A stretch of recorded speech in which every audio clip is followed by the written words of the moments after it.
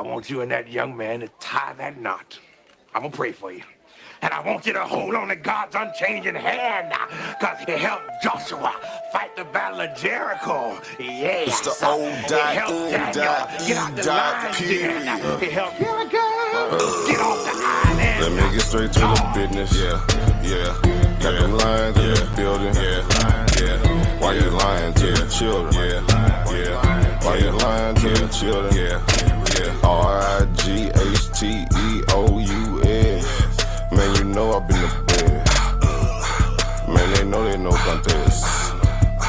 Yahuwah, he do the best. We will not see you tomorrow.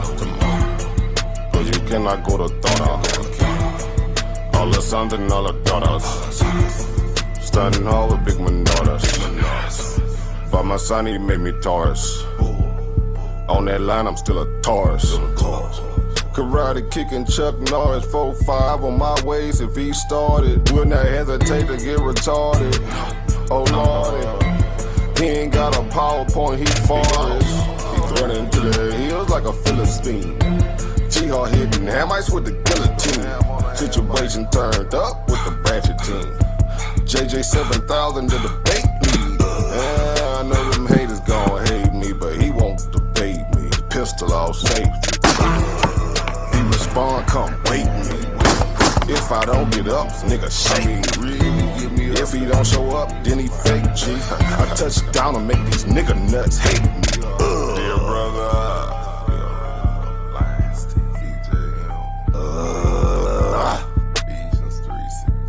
Ballin' and crawling all the way from H-Time. Let me get straight to the business. Man, them lions in the building.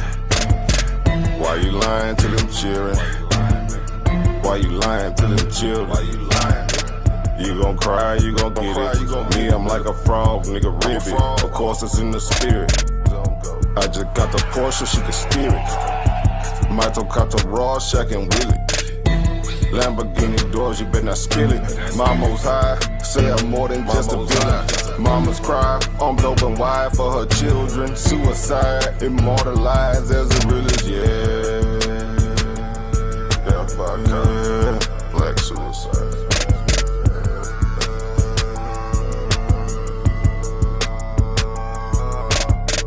Let me get straight to the business.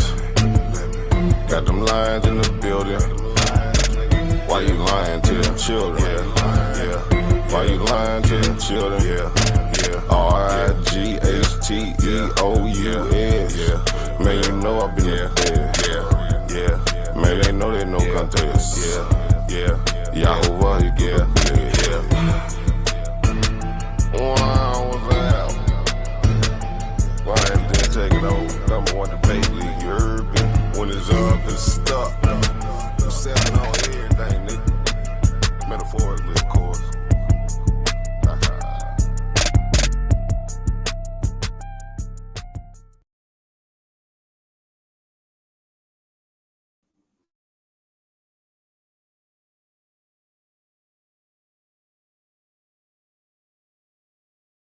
Number one debate league. That's the number one debate league indeed. As you beat me to saying that, sister of mine. The lioness is in the building. We have Sister Karima at the helm, making sure order is always maintained. And as always, we have now the CEO of the operations, Brother Jeremiah Judah. Okay, I see his other nom de gore. NOPE. Wow. All right. He's in the building. And we have our special guest, Rabbi Lewis, on deck as well. Now, normally I'll be joined by the man ready to keep it raw, Yeshaya, but he'll be joining us later on in the broadcast. But in the meantime, in the between time, we want you to get by. We have Yeshaya. Okay, well, we have the man who keeps it raw, Yeshaya, on deck. I'm corrected here. So we have a full house. We're gonna go into it tonight. Tonight's topic for the time being is, for what if some don't want to believe? Now, where do I get that or where did that title come from, Yeshua? As the Most High always opens his portals to receive his messages. What this is based upon is this here, right? Romans 3:3, which tells us, but what if some do not believe? Shall that unbelief make the faith of the Lord without effect? God forbid. Yea, let the Lord be true, but every man a liar. As it is written, that thou mightest be justified in thy sayings and mightest overcome when thou art judged. Now, there are a lot of you out there who don't believe in the Bible. Some people believe in the Old Testament only. Some believe in the Old and New Testament. Some people don't believe in the Bible, period. Whatever your train of thought may be. Some of you believe that we can't eat meat. Some of us can't believe that you can eat meat. You know, whatever your train of thought may be, look, what if you don't want to believe that we can eat meat, even though the Bible tells you in the dietary law, you know, what kosher foods as far as flesh is concerned that we can eat. Never mind that our bodies have the enzymes and all the different digestive applications to break down meat. What if you don't want to believe that? That's your business. What if you don't want to believe that the Lions Den, the debate league, comes rough, rugged, and raw? And whether you like it or not, believe it or not, or want to accept it or not, as wrestler Ric Flair would say back in the day, yo, we're the best thing going. Huh? What if you don't want to believe that? That's your business. So what? So what if you don't want to believe it? Okay, your unbelief on whether or not the Lions Den is the best thing going, and that's your business. But the numbers show all the time how hot and spectacular this vehicle is. So what if someone don't want to believe? That's your business. Okay? See, we come here with our Bible open, and then we have the history, science, geography, bibliography, and every other kind of geography you could think of to corroborate and back up everything that we say. Because you know why? Sources matter. And as long as the sources are viable, are authentic, and prove what the Bible says, you got nothing to say about it. But of course, you know, you got your gainsayers, you got your scoffers, you got all the non-believers and the haters and the trolls. What if some don't want to believe? That's your business. Because as we're told in the book of the Apocrypha in 2nd Ezra, the 15th chapter, we're told that all the unfaithful shall, not might, not maybe, shall die in their unfaithfulness.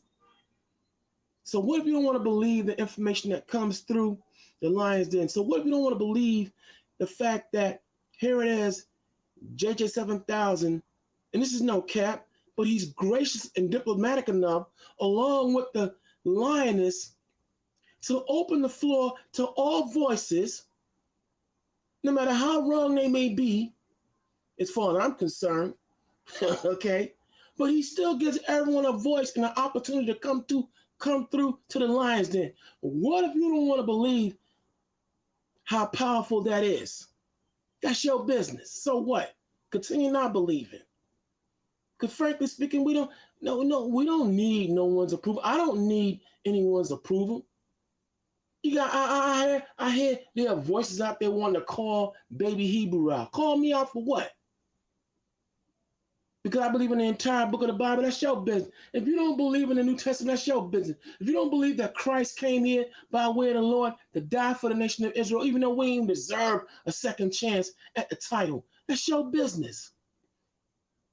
I ain't got to prove nothing to you or anybody else out here. Okay? So Yeshua. Yeah, I'm outside, man. Yo, I'm gonna talk as much as I can because I'm outside, man. I just came back from the doctor, so can you hear me? Yeah, shalom, man. Hey, shalom. What's up, man? Yeah, hey, just don't like forget you said, we got Rabbi Lewis on here. I don't think you introduced him. Yeah, go ahead. Y'all can talk, man. I'll jump in when I can, man, because I'm outside, man. I don't want too much noise outside. Okay, well, you know what? Say you ain't gotta say no more. How about this? To the CEO of the operations, Jeremiah Judah, you seem to be very popular these days. So what's on your mind? Whether you believe or not? Hey, man, I don't even be thinking about them cats, man. You know what I'm saying? I just go out and do my work, do what I do. And you know, they can't handle the pressure, but then they want to paint the picture like JJ the bad guy. You know, I make everybody comfortable when they come over here. At least I try the best of my ability. But as y'all can see, when JJ go on the road, it's like they being a frantic. Oh shit. Hey, shut up, be quiet, JJ. But come on, man. Well, I've been quiet. That ain't me. I don't even be talking sometimes and get blamed for talking. You see what I'm saying? And then, as you seen in the video evidence today that I brought to court, JJ was the one that was getting interrupted. You know, so yeah, man, I told a lie, man. You know, and how we run things over here, like you say, it's an open forum, but then sometimes we try to get debates up out of it. We give everybody opportunity and a chance to speak. But if you get too far out of pocket, you can't get mad at Kareem or me or even Big Baby Hebrew for trying to get things back in order. Or JT, especially, you know, especially when somebody has came up with the idea of the show, it's their show. Have some respect for it. But then just because it's your show, that doesn't mean that you get to disrespect the guests on the panel. Dr. Ben Zadok, Prince Charlandine, you know. So, you know, it's just some people that's, you know, I don't know if they're trying to take the Lions den down. We ain't gonna change for nobody. This is who we are. This ain't no edited shit. This is us. Like it or not. Love it or leave it. That's how I think about it. Now you the floor. Yeah, I'm gonna say something quick, even though I'm outside. Listen, this is the Lord's work. Anybody standing in front of the way, the Lord's work, you're gonna get smashed by the Lord. That's go for anybody. Because a lot of our people, even in this walk, you think this damn thing is a joke, man. You playing with your soul, man, whether y'all know it or not. It's like just like what Baby Hebrew said. You got a cat calling somebody out because they don't want to believe in what you want to believe. Listen, I want all you OT cats. You tell me right now, give me an answer, how we as a people gonna come back into form of ruling this whole world like the Lord promised us in these scriptures? By the will of man or by the will of God? That's what we dealing with. You dealing with your own damn feelings, and that's the problem with our people now. You dealing with your feelings, and when the Lord crush your feelings, what you gonna say then? It's gonna come by the way of God, not by me, by nobody else. We getting out of this kingdom, and the Lord gonna set up his kingdom by his will, not yours. Okay? And I'm gonna say this too. We arguing about prophecy. If we men of these scriptures and women of these scriptures, let these prophecies speak for themselves, man. They're gonna come to pass whether you want them to come to pass or not. They're gonna come to pass. So I'm not dealing with no man or no woman's feelings. I'm dealing with these prophecies and what these prophecies say. And when these prophecies do come to pass, we're gonna see where we all gonna end up in the end. I'll heal the floor. All right, go ahead, Rabbi Lewis. Tessie, can you hear me? Loud and clear, brother. Who's been in the Shaitan Rajim? Bismillah ar-Rahman ar-Rahim. In the name of Allah, the most merciful, the especially merciful, the witness of God, but Allah, Muhammad is a messenger. My name is Rabbi Lewis. I'm honored to be online today.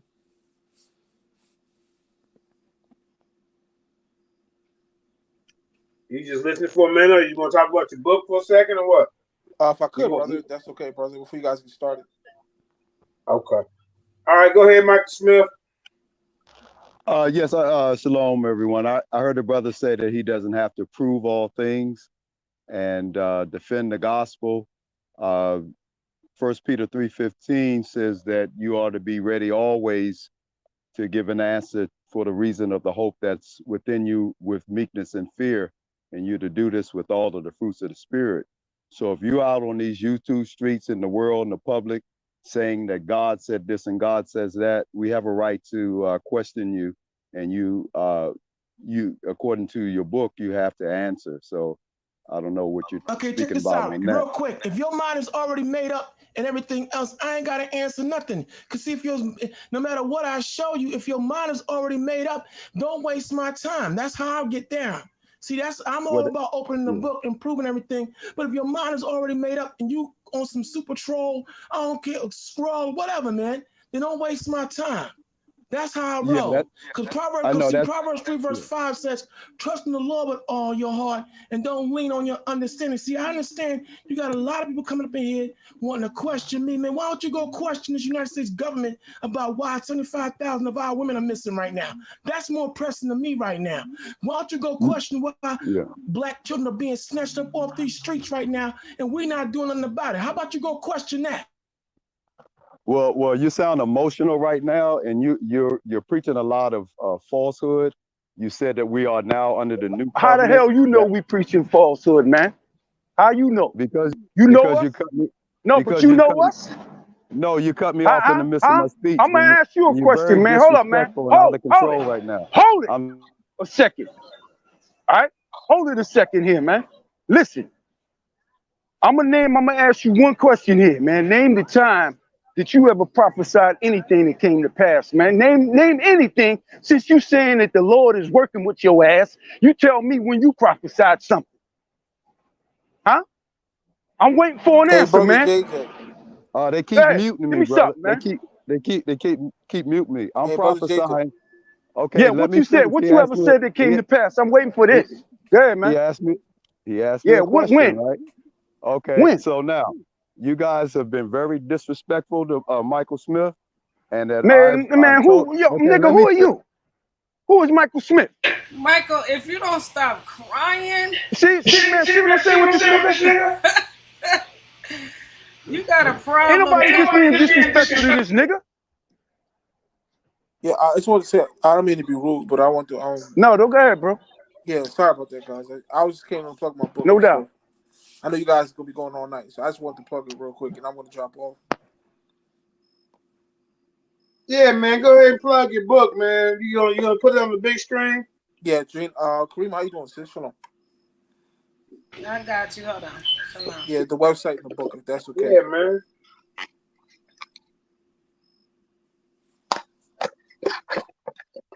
I'll put the website up first, sis.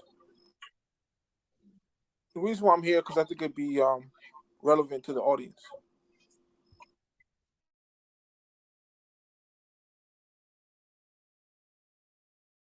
What's the name of this one?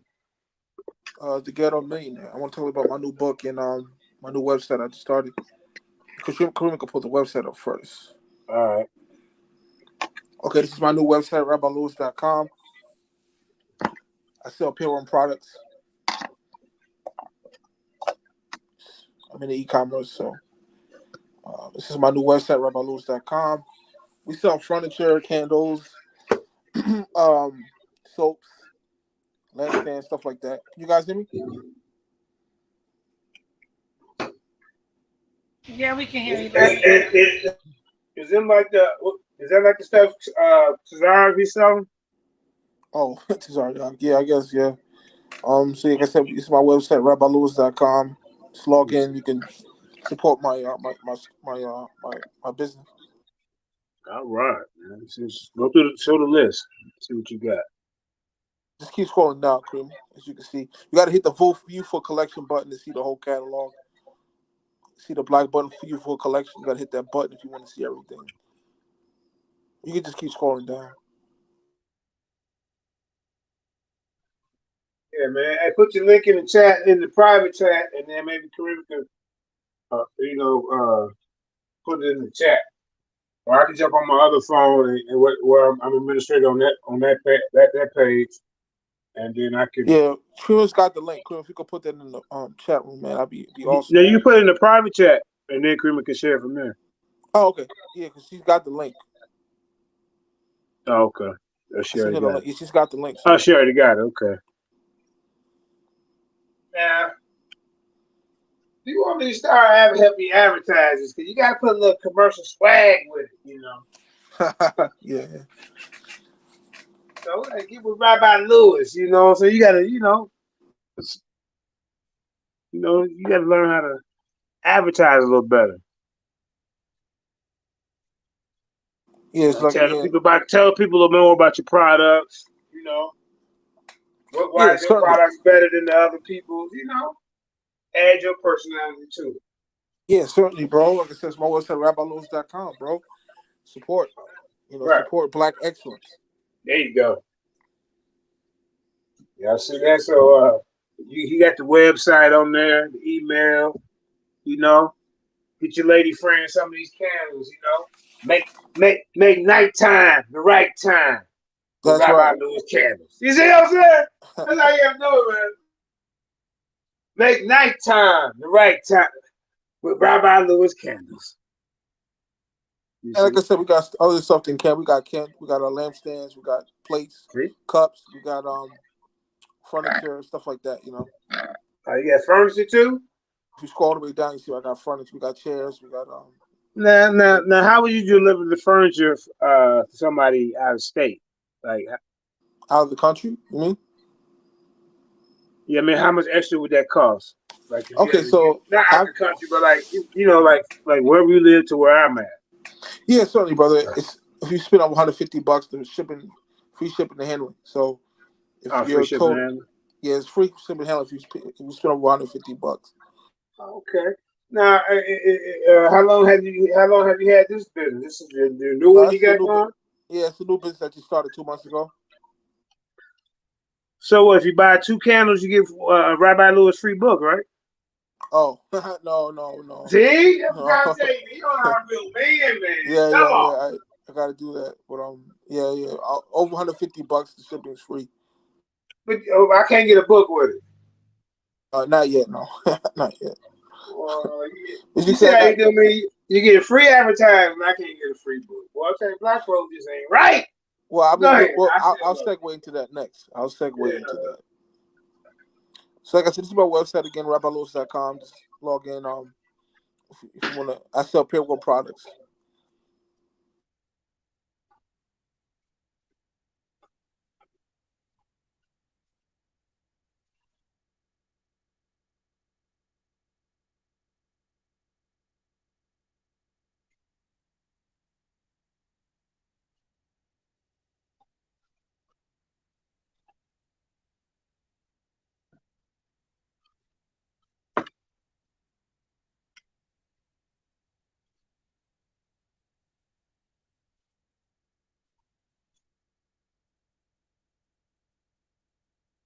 Can you guys hear me? Yeah, go ahead, bro. Yeah, so just keep scrolling. As you can see, I hit the View Full Collection button to see the whole catalog. There's a lot of stuff in there. There's a lot of different candles. We sell soap, stuff like that.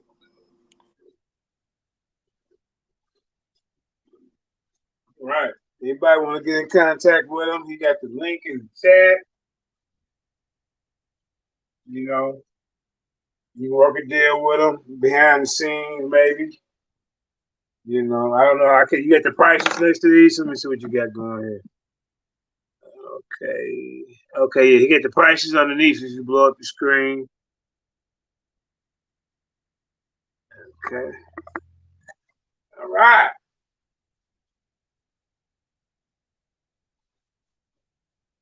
Beautiful collection of candles that you can get from Rabbi Lewis. Not only is he an entrepreneur, he's also a scholar. Go ahead, bro. Yeah, last thing, and I'm going to yield the floor. I just want to plug my new book. And I'm going to yield. I know you guys have a lot going on tonight. This is my new book, The Ghetto Millionaire, Invest and Get Rich for myself, Rabbi Lewis. Congratulations, man, on another new book, man. How many is this right here now? Oh, man, this is book number 40. Woo! Hey, girlfriend, you ain't got nothing on this guy, man. You hear me? You still talking about that one book you wrote 2 years ago. Now, what's this talking about right here, this front page? Well, that's just a statistic of how many millionaires there are in America. So you can see go ahead and read it to us real quick, man. There's over 21 million millionaires in America. This is just a excerpt from the book. Yeah. So I want to talk a little bit about this book, if I could. I'm sorry. What'd you say, family? If I could talk a little about this book. Am I breaking up or is it him? Testing, can you hear me? Can y'all hear me? Yeah, I can hear you. Can you hear me? Okay. Yeah, I hear you now. What'd you say? Can you guys hear me? Yeah, I hear you now. Go ahead. Kareem, can you hear me? Yeah, we can hear you. Yeah, I can hear you. Can you hear anybody else? Yeah, I can hear you guys. Yeah, JJ couldn't hear me for a minute. Okay. So, JJ, if I could talk a little about this book. If you could talk about the book. Yeah, go ahead, talk about your book, bro. Certainly. So, like Drake said, the rapper, he said, I'll take this the wrong way, right? But so, like Malachi York said, bro, he said, I wanted to teach them about real estate, but they kept asking about Jesus. You know, unfortunately, in our community, the conscious community, right? People are more concerned about Jesus, Moses, and Muhammad than finance, drop shipping, social media marketing.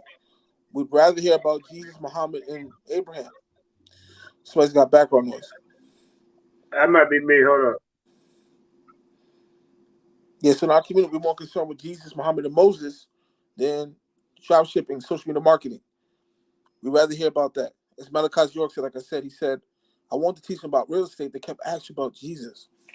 So this book is actually a real estate book. I took a real estate course with my mentor, Hide the Billionaire, New Entrepreneur, my boy, Dear CEO. Rest in peace, P&B Rock. My mentor, Dear CEO, was good friends with. Actually, they're from Philly. They're from the ghettos of Philly, right? And can you guys hear me? Hopefully. Yeah, we hear you. Certainly. So I'll give you a taste of the book, you know. Shout out to Don Pebbles, who's a multi-billionaire. He's a black billionaire, man. He's working on the first black-owned skyscraper in New York City, man. His name is Don Pebbles. You guys probably heard of him. He grew up in the 60s, bro. When he lived to see Martin Luther King get shot, the burning down. He's from California, I believe, right? So his mother was a realtor. She worked at Fannie Mae, right? Not to be confused with Sally Mae. Like Sally Mae is like for student loans, like loans. Fannie Mae is real estate, right? You with me? You guys with me? Yeah. So if you ever been to Miami, you probably stayed at one of Don Pebbles' hotels, because he owns some really upscale hotels in Miami. If you've ever been to Miami, you probably stayed at one of his hotels. So let's dive in. I'm gonna get the floor. So I work in sales. I work in retail, right? And you're correct. Mortgage company. Yeah, that's Fannie Mae. You're not to be confused with Sally Mae, right? So let's dive in. I work in sales, right? So here's the sales pitch, right? I work in retail. I work in a Pier 1 store. They'll tell you, if you're not a millennial, if you're a baby boomer, right? They'll tell your parents. You know what they tell your parents, right? They'll say, let me give you the sales pitch, right, guys, if I could. If your child does not go to college, right? Here's the sales pitch, right? If your child does not go to college, he won't be worth anything. He or she won't be worth anything in life, right? So they'll tell your parents, if you're a millennial, right? Millennials, like if you're like from 28 to 38, right? They'll tell you, if your child does not go to college, they won't be worth anything in life, right? That is a sales pitch. That's retail. So let me get some perspective, if I could, guys.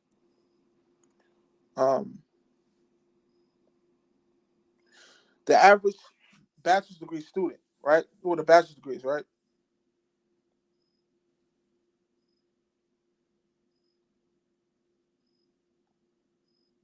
Hello? Yeah, we hear you. We can hear you. The average bachelor's degree student, bachelor's degree is like a 4-year degree, right? Leave school with $20,000 to $38,000 in student loan debt. Yeah, that's statistical fact. The average 4-year degree holder, which is called a bachelor's degree, leaves school with $28,000 to $38,000 in student loan debt. Okay, so that's not including if you have a PhD. You probably leave school with $80,000 student loan debt, right? Because you got to pay something called tuition, right? So what if you have a scholarship, Lewis? Well, one of my mentors had a scholarship, and he still left school with $10,000 in student loan debt. So he had a scholarship because he had to pay for toiletries, stuff like that, right? he worked in retail his whole life. He worked in the night. He worked in long story short, yeah. So the average college graduate leaves school with $20,000 to $30,000 plus in student loan debt. You know, one of my mentors was Nuke the Entrepreneur. You know, who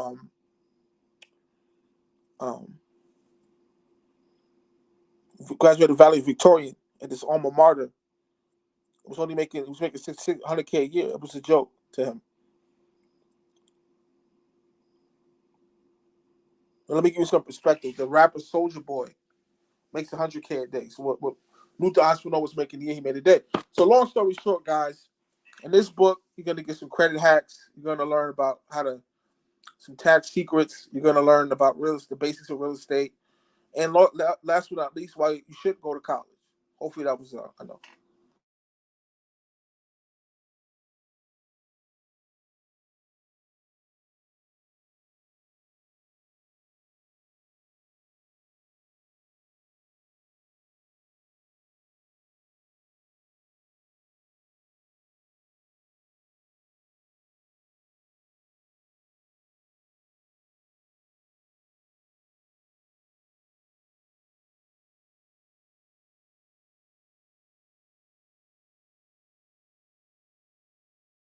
It's just me. I can't hear anybody.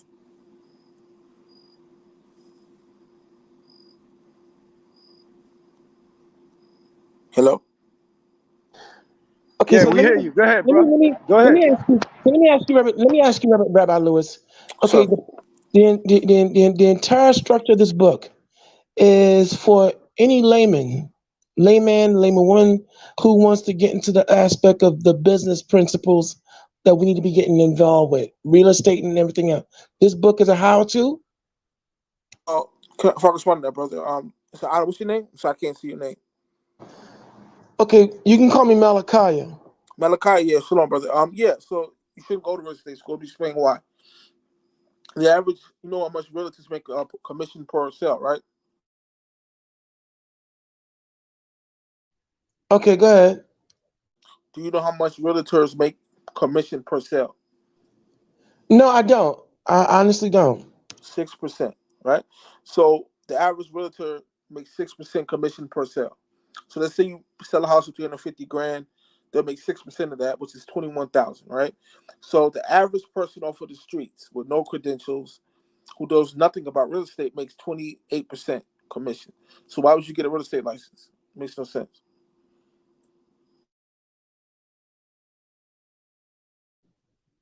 All right. See, I'm completely oblivious to this. So you're breaking it down to me and you're saying it makes no sense? I said realtors only make 6% commission per sale, per real estate sale. So they flip a house for $350,000, they're gonna make $21,000. They make 6% realtors with real estate licenses. Versus somebody off the streets with no credentials make 28%. So why would you go get a real estate license and you're only gonna make 6% per sale? That's hustling backwards. Yeah, I get the point. So this book here more or less teaches you how to go about getting rid of the middleman and being able to get into this with no experience, no credentials, but be able to do it successfully and realistically. Not only that, you're also gonna learn about real estate, how to sell a property, different how to avoid paying taxes. Like say you're a millionaire rapper, right? And you sign $1 million contract, right? 35% of that's going to Uncle Sam. I mean, when I say Uncle Sam, I mean like in taxes. So you get paid $1 million, you sign a record deal, you're gonna have to take 35% of that and pay in taxes. Then you got to pay for a CPA. Then you got to pay for a lawyer, unless it's pro bono, right? So after you pay for a lawyer, you pay 35% in taxes, and pay a CPA. You probably come up with $200,000. Like rappers like Young Buck. He was a multi-millionaire with G Unit, the label G Unit. I'm sure you heard of that, right? He didn't know he had to pay back to Uncle Sam. He got in a lot of trouble, tax trouble, because he didn't understand the tax hacks that I explained in my book. Make sense? It makes plenty of sense. I'm listening. So guys like Young Buck, man, he was an 8-figure guy. Probably worth over $10 million, but he didn't know he had to pay back Texas. Now he's broke. You know, I mean, he was. I know he probably bounced back by now.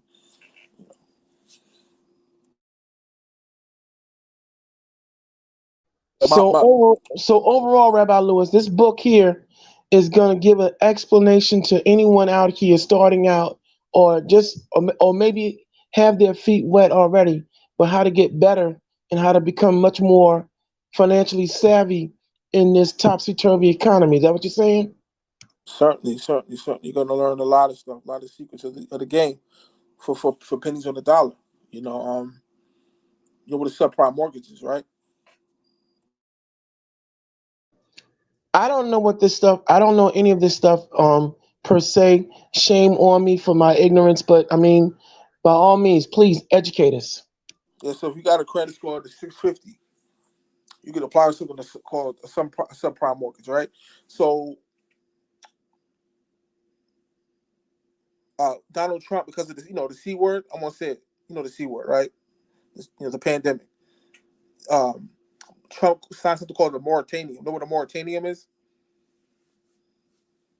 No, I don't. A moratorium is like a big word for like you can't evict a tenant if they don't pay their loan, their rent. You can't evict the tenant because of the C word, right, during the pandemic, right?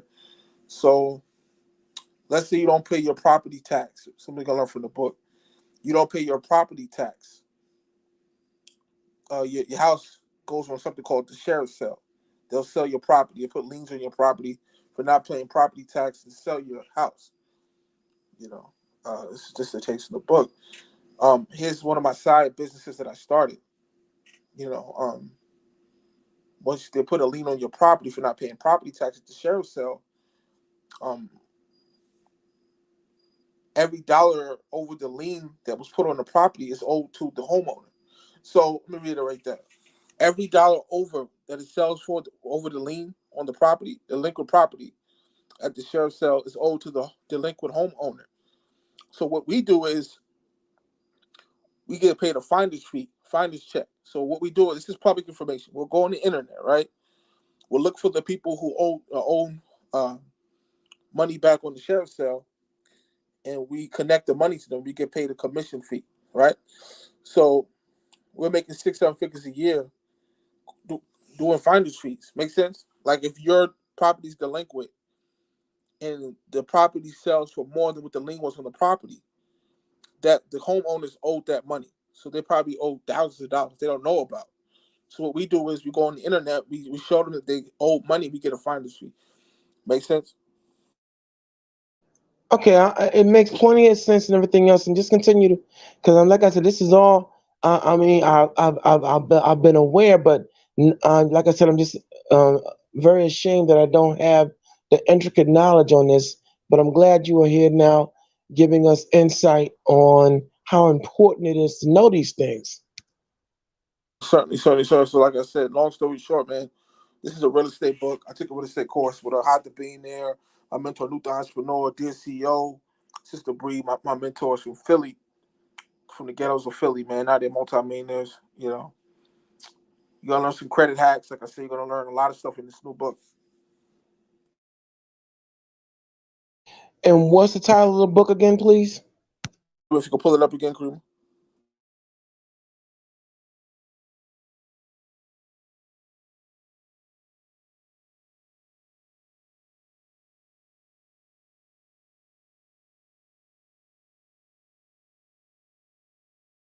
Bring up the book again for everyone. Yeah, Kareem, if you can pull that back up, sis. Oh, she's still there. Well, or you could just run the title to us, please. Yeah, no problem. Yeah, I don't know if Kareem had to step away. Yeah, she's back. Okay, here we go. Just click out, sis. We can see the title of the book. Thanks, sis. Here's it's my new book, The Ghetto Millionaire: Invest and Get Rich. The reason why I named the Ghetto Millionaire, because that's what I am. I'm a ghetto millionaire. I wasn't an A student. I was a C student. As Robert Kiyosaki says, A students work with C students. Kiyosaki, his rich dad was a PhD. His poor dad was a PhD, an academic. He was poor. His rich dad never went to college, never went to school. You know, his best friend was his rich dad. His best friend's dad was rich, and his poor dad was a PhD. He was poor. He was an academic. You know, his rich dad never went to school. His rich dad taught Robert Kiyosaki to not go to school. Like, it's a waste of time. You know. I will say this: if you're a drug dealer, going to college is a great experience because you're going to make a lot of sales. My mentor, Dear CEO, right? He went to college. He said it was like a trap. You know what a trap house is, right?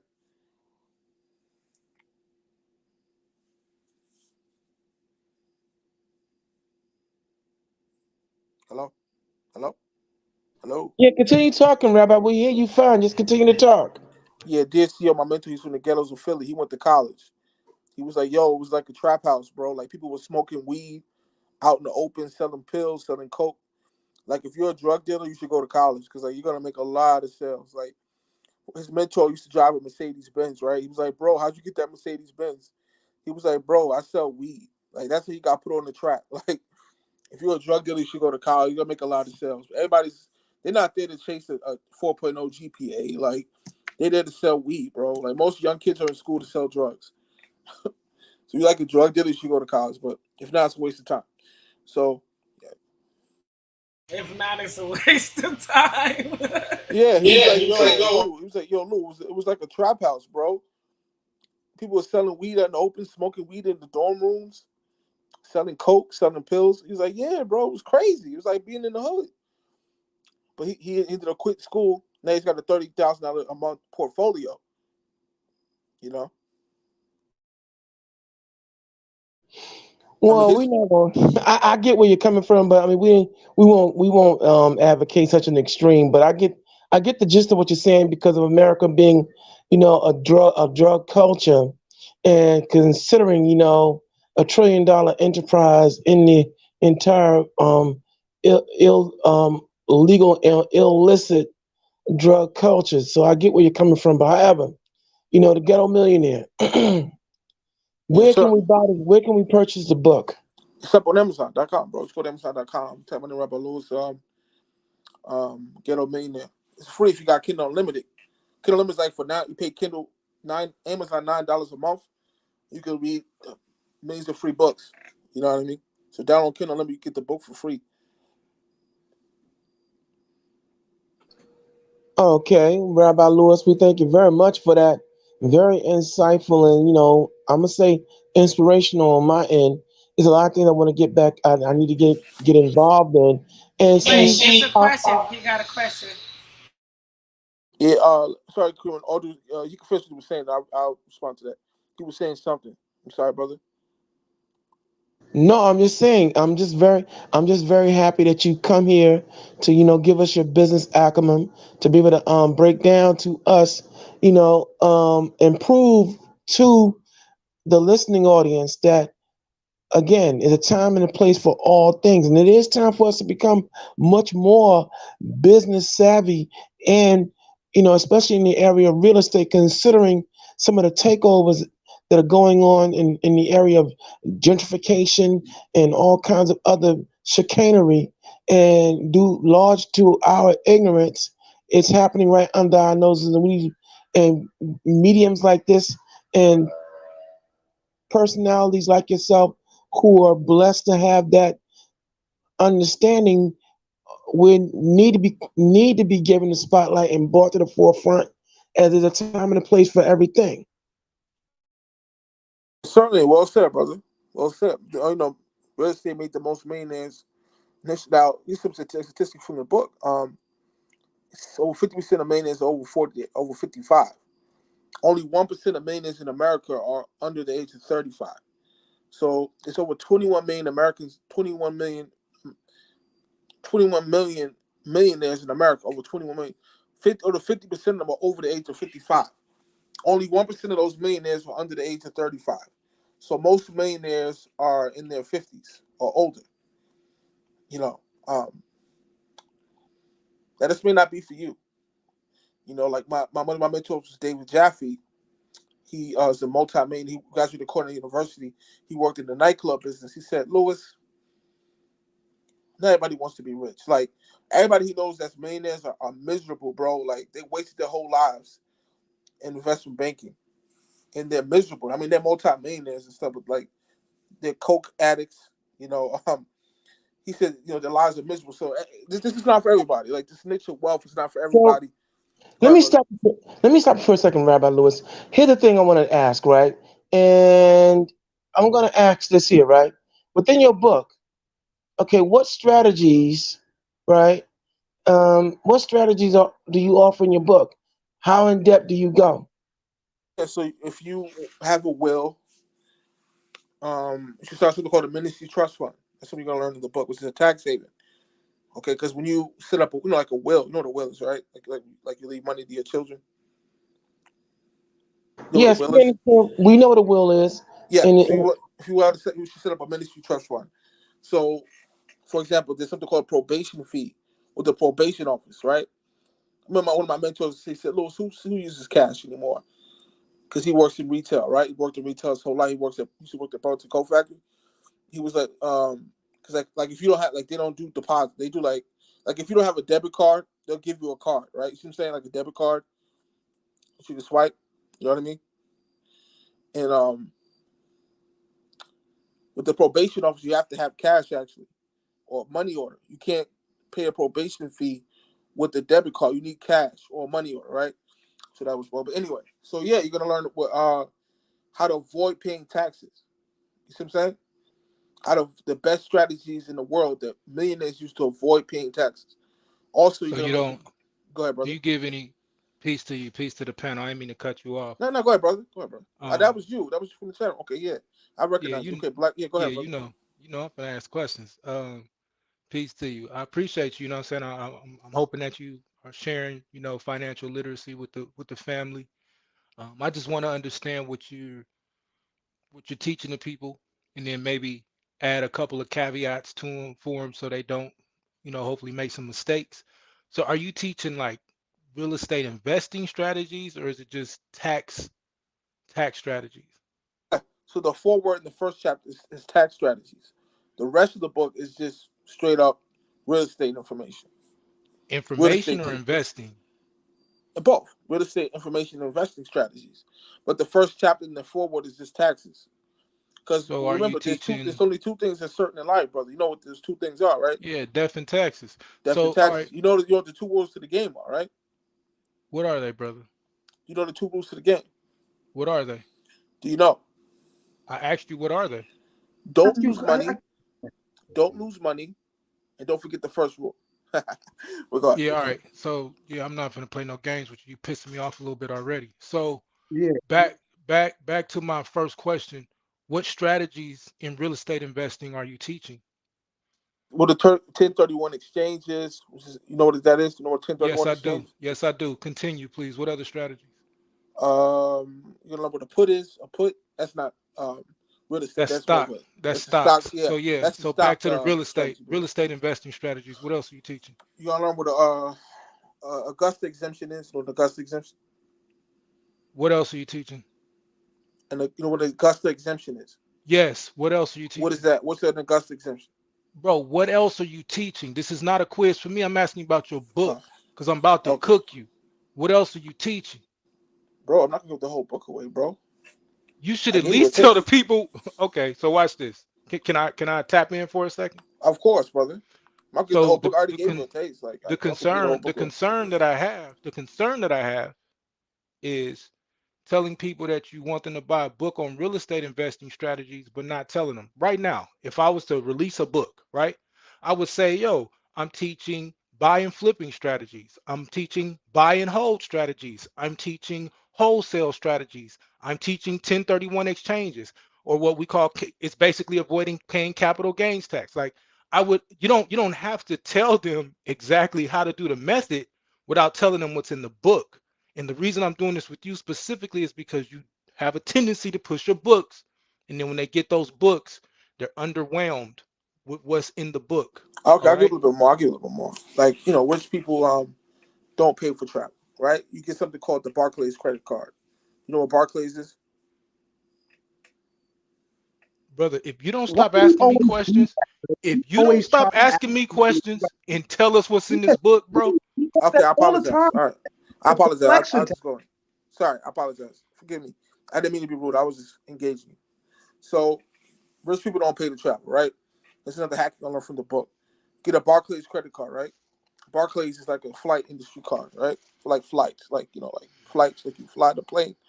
So you spend $99 and you'll get up to over 60,000 points, right? So let me give you some perspective. You spend $99 to give you over 60,000 points. What am I talking about? If you want to fly from Philadelphia to California, that'll probably be around 7,000 points, right? So for $99, they'll give you over 60,000 points, and you could travel to. If you want to go from Philadelphia to the Bahamas, it will be probably over 29,000 points. So for $99, you could travel the world basically for free. You can go to California like 6 times. You go to the Bahamas 3 to 4 times, with $99 investment. See, rich people don't. This is what rich people do. Rich people don't pay for hotels, traveling. You get a Barclays card. You can travel the world pretty much for free. Okay, so here's the issue. Now I'm gonna tap in. Number one, many of our people are not worried about vacation hacks. They're worried about really trying to build a substantial portfolio that can get them out of debt or get them out of financial crises.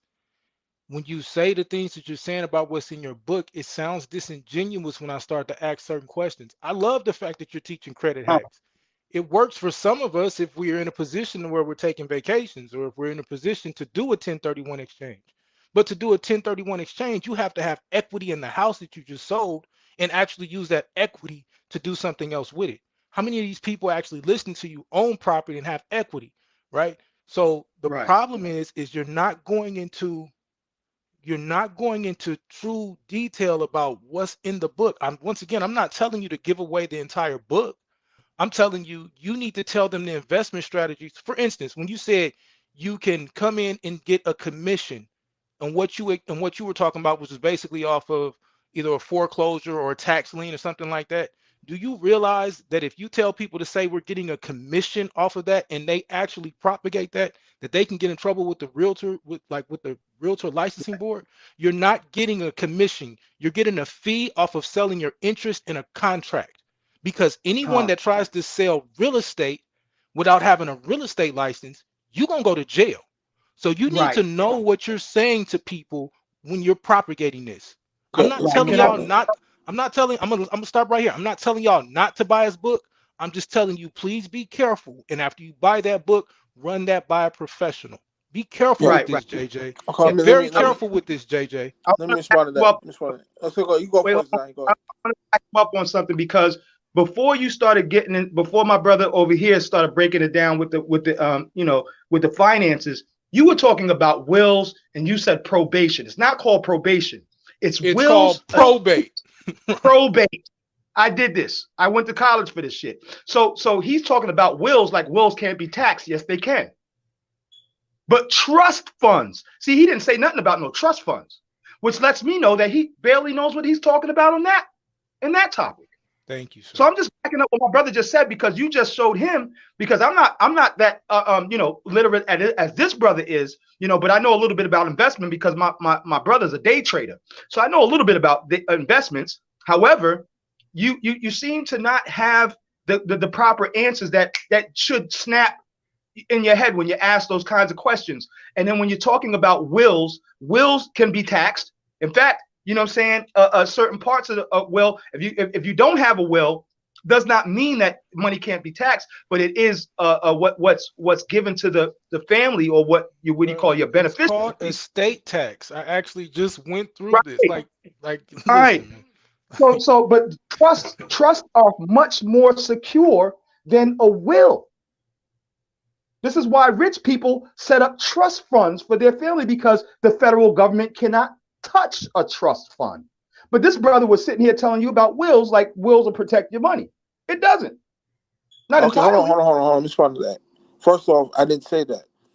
I said I mentioned the trust fund. I said it's called a ministry trust fund. That's the first thing I said. It's called. Now, I remember said probation for probate. Excuse me. You said a ministry trust fund? Yeah, you know what a ministry trust fund is, right? Don't stop asking me questions, brother. I just asked you a question. You Bro, I'm don't about to answer cook him the next time he asks another question, bro. I'm telling you, like, he has like, Bro, it's like a glitch. excuse me. bro, You know, you're that's how here to answer questions about your book. Okay, hold on. yeah, like Let me respond. Okay, still. let me respond to that. So ministry trust. Let me just say, because my grandfather's a bishop, and so are my family. They have a ministry trust. Those trusts cannot be used for personal gain because they're taxed as what is it, 501c3s. You're attached What are you to a talking? 501c3. And what you're going to do Right. is cause people You can't to either use lose that their that way. 501c3 or they're going to get taxed or they're going to go to jail for, man, look, bro. Okay, can I respond to that, please? Exactly. Bro, you got to stop lying to these people, Can man. I respond? Can I respond to that? I don't want my name slandered. I ain't slandering you, brother. I want you to answer the questions, please. I'm gonna answer the questions, Cream. Can I respond to that? Every time I ask you a question, you don't answer properly. The first thing you do is going into trying to ask another question behind the question. It comes off very disingenuous, brother. And I agree with this brother. This is the last time I spoke to you, it was the same thing. But I tried my best not to dig in smut. Okay, okay. Let me respond to that. If I could respond to that, Cream. Go ahead. I'm not going to interrupt you, King. Go ahead. Okay, certainly. First thing, as far as you need a real estate license, my mentor Dean Grisoni, who's a good friend of Tony Robbins, who wrote Money Master the Game, he burned his real estate license. So you need that's ridiculous. He burnt his license. He says whether you not have a license, don't invest. Second thing, yes, funds wills can be taxed, but if you have a spouse, there are exemptions. So, for example, if you give your money to your spouse, that money's not taxed, and I can prove that. So, like, you have a wife and you're a man, and you give that money to your wife when you die, that money's not taxed. That's a fact. It's one of the tax tricks in the book. Last point, well, people don't travel or whatever, and I'm like, yo, I don't know, but you can get something called the Divvy's credit card. Divvy is one of the companies that give out credit lines to people with bad credit. So if you got really bad credit, you should try Divvy. There's also another company called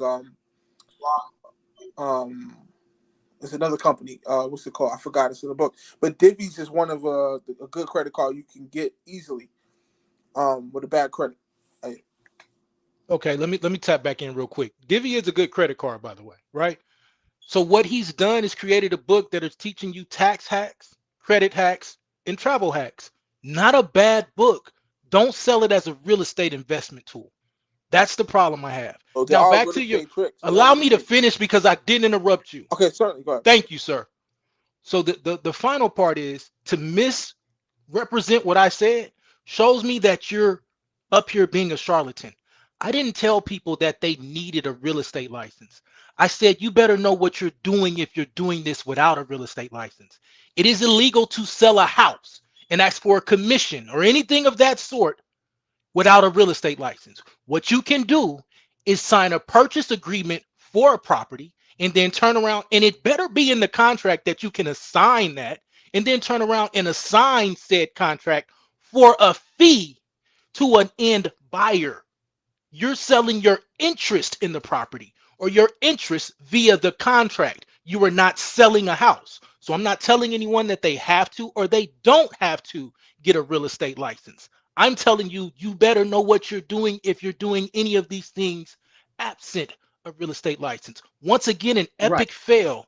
So you're trying to act like this is a debate, and I'm telling you, I'm worried about people's finances. I'm worried about making sure that my people are financially literate, going into what people view as the worst time, but can potentially be the best time in the world for some of us if we hold on to these strategies and use them correctly. Stop getting on here fronting and pump faking, because I'm about to dunk on you. Stop playing with me, Rabbi Lewis. Yeah, so not only y'all credit and tax hacks, there's also real estate techniques. Go ahead. Yeah, I just want to say this real quick. Because while a brother is focusing on the interest on financial securities, my goal, you know what I'm saying, my goal is law, right? So I teach legal literacy. So you're talking to two people who are in two different fields. He's more into finance, I'm into law, while these two are conjoined, because what he's just telling you right there is that what you just saying, you know, just off the top of the head, besides, what possibly in your book. I don't know what's in your book, so I'm not going to make a claim. However, if it's not legally sound, you're going to send a whole bunch of people to federal prison. Facts. You be careful what you say, especially even here. Like, be clear and concise. Don't ask everybody questions. If somebody asking you a question, you should be sharp with your stuff. Because if you write in a book that people are supposed to buy, what are you trying to do? A Don Lapre? You know what happened to Don Lapre? No. Okay. That's all I have to say. Okay, can I respond to that real quick? See what I'm saying? Can I respond real quick? I know you guys got to talk about. Well, for those of us who don't know who Don Lapre is, I would like for you to please educate us on who Don Lapre is or was. Okay. So back in the late 80s, early 90s, Don Lapre was one of the top dudes on TV. He had infomercials that used to come on late at night, and he was a smooth, slick white guy who always told you how you could make millions and millions of dollars by just putting in ads here and putting in ads there and selling goods that you didn't have. Okay, go ahead. But when people would send you money for the product, did you say Don Lapre, bro? I work for Don Lapre telemarketing, man. Don Lapre was cold though, boy. Hey, y'all never heard Don Lapre? Go look him up.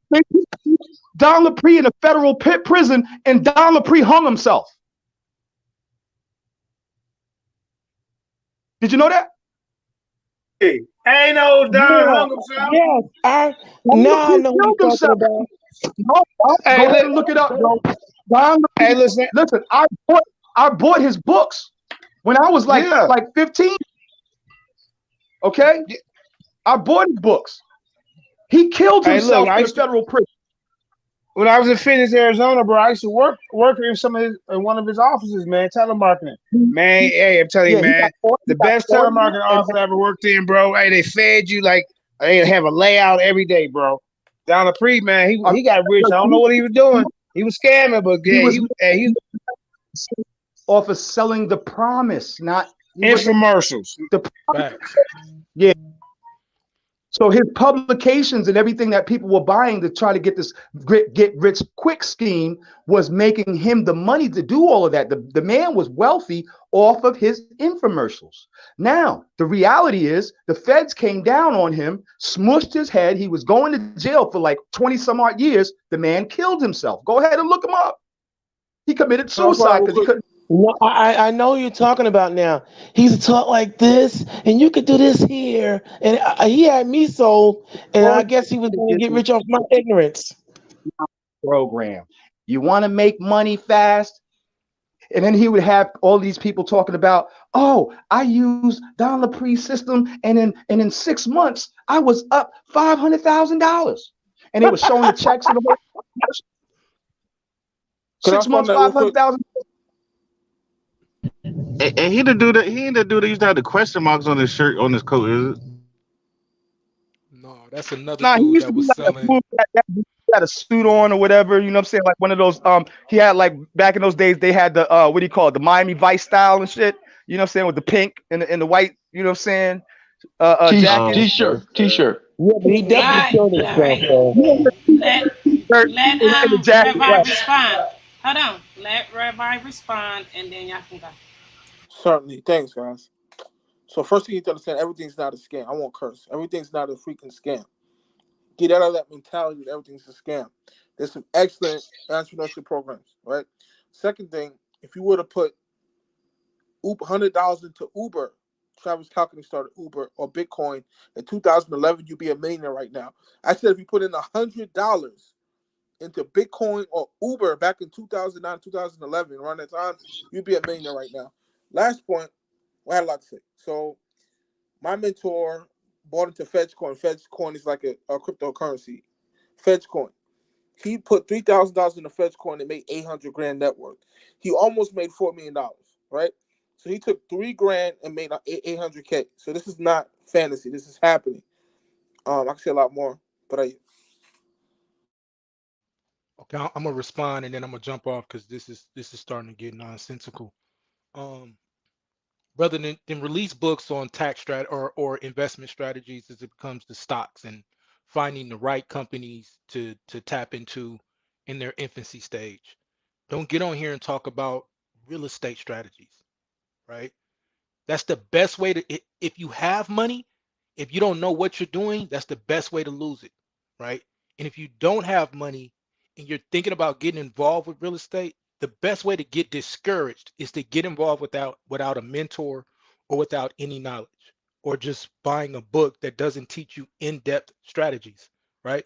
I'm not telling you to follow me. I ain't even asking you not to follow him. I'm just telling you, be very careful buying a book where somebody is talking about real estate investment strategies, but then all they're doing is telling you about tax hacks, and then they're telling you about their mentors. Okay. The one thing you can take from this is you need a mentor, right? Find somebody that has a proven track record. They can prove and show what they're into. They can prove and show you what they've done. They have other students, or at least if they're going to say, I'm not asking for any of your money. Here, just follow this program. Go check it out. Go fact check it. But they should be able to answer a lot of these basic questions. And that's a problem, right? When you can't get answers to basic questions, that's a problem. And finally, I'm not calling you a scammer. That's not what I'm doing at all, brother. I'm not saying you scamming. I'm just saying. So I mean, you guys want to segue to other topics. So I would say this before I leave. One of my mentors worked in construction. He worked in construction, and his whole life he worked a dead-end job in construction. Yeah, he finna dip because he know I'm finna. No, I'm not gonna dip. No, I'm here. I know you guys are still talking about. That's why I don't want to dominate the show. So, but I'm still here, bro. I'm not running. So he worked in construction. He spent over $60,000 in mentor fees, just consulting with mentors. He spent $60,000 consulting with mentors. So you need a mentor. I would agree. As my mentor had to, he said, Lewis, if you did it yourself, you get there faster, but you won't be there as long. I said it again. He said, Lewis, if you do it yourself, you'll get there much faster, but you won't be there as long. You know? Yeah, I don't even know what that means. Anyway, back to the final point, right? Yeah, I gotta say this, man. Stop letting this dude get on here and play. Like, for real. Like, I'm tired of this, bro. I've been watching you do this now for 4 or 5 years, right? I bought one of them books for a debate. It was the worst biblical read ever, right? And that's why you got beat Which up book in was that that? debate. What book was that? That was that the one that got the rainbow flag on it, and you said basically Jesus was gay or something like that? Is that Oh, one? this is Anonymous Hebrew? Yeah, of course that's who it is. Oh, I didn't recognize you. Oh, okay. Oh, Now back to the point. Right? Once again, so then now you realize who you're dealing with. You know, I didn't. My bad, bro. No, do offense. I didn't recognize you. I didn't recognize your voice. Yeah, we good. Sorry about that, bro. I didn't recognize you. We good, fam. I ain't vain like that. It ain't got nothing to do with that. So appreciate you. I'm just saying, I'm not here to call this brother a scammer or to beat him up or anything like that.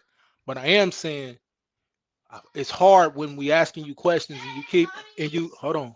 Whoa. Daddy's live. I'll be right there in a second. Tell mommy I'm coming. Yeah, Dad Gang. Shout out to Dad Gang. I'm just saying, be very, very careful with these type of conversations without people giving caveats, and especially without them giving in-depth knowledge about what's in their book, right?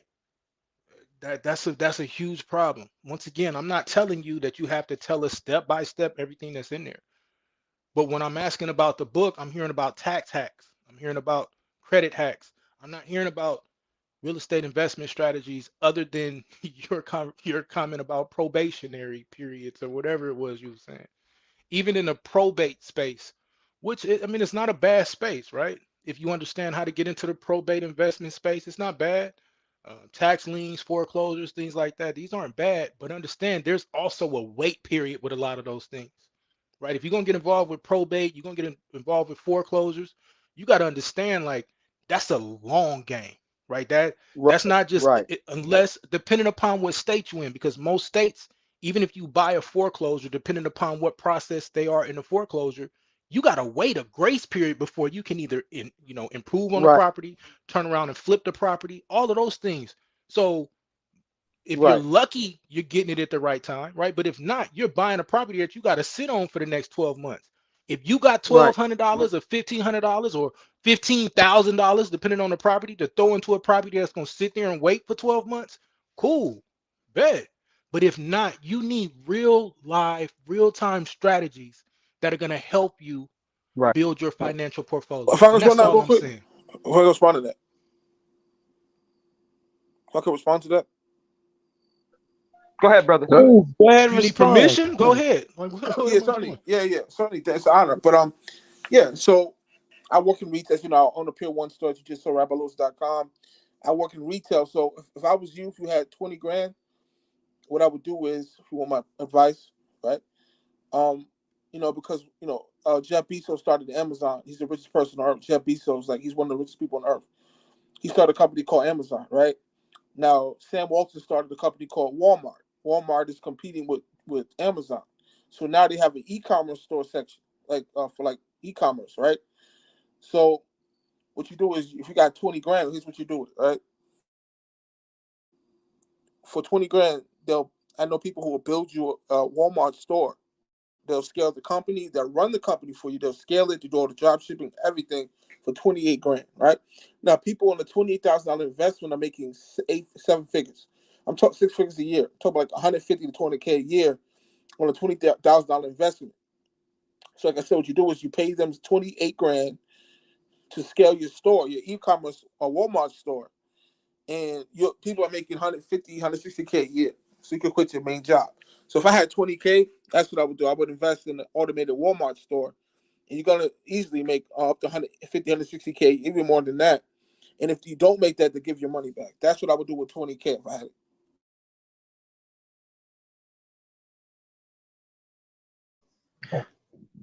Okay. Is there any more commentary need to be said on this particular issue?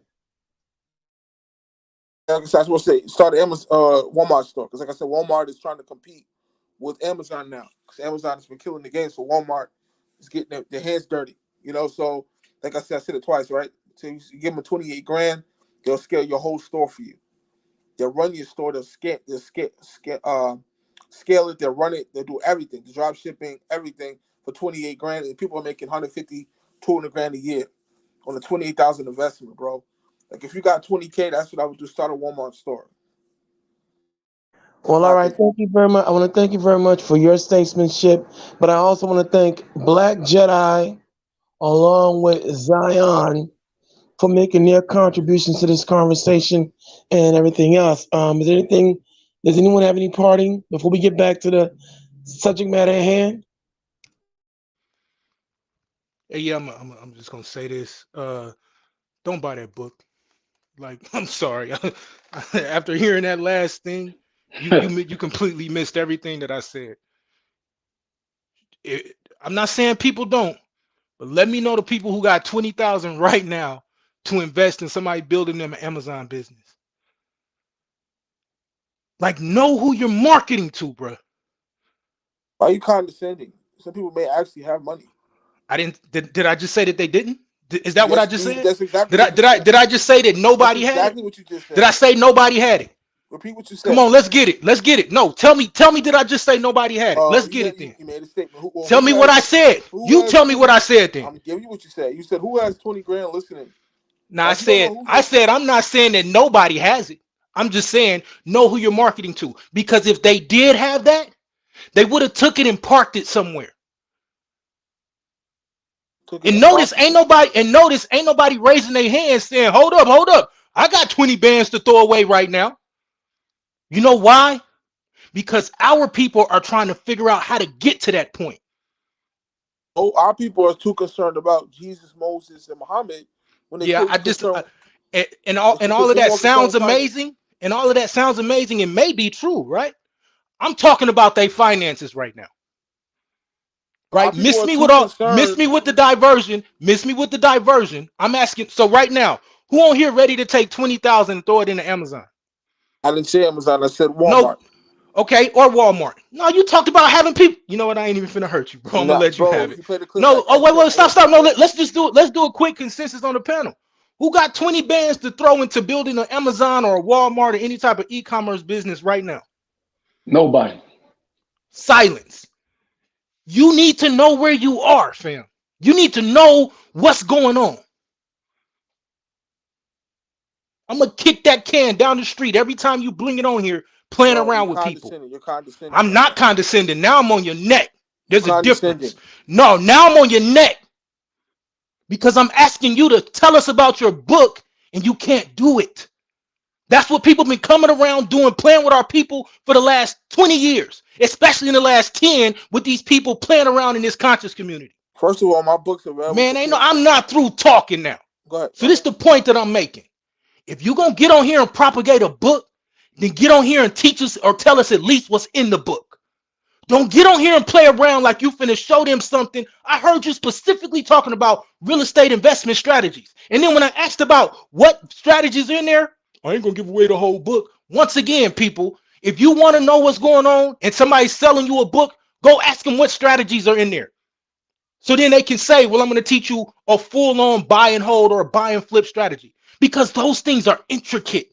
Those things take time. You got to know how to develop the skill set to do it. I'm going to teach you how to flip real estate contracts. That takes time. That takes people who know what they're doing.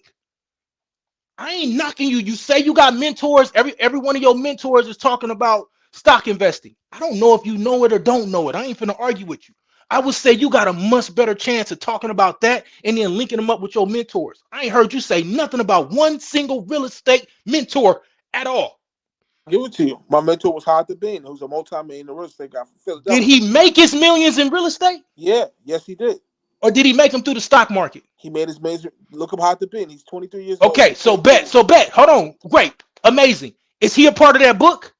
Yes. He's in Is he volunteered to be a mentor if you go and read that book? No. Right. So he ain't a part of the book. All you doing is talking about how you know him. See, people with going on. So let's keep going. Stop interrupting me then. Right back at it, because every time you say something stupid, I cut it up. So now right back at it.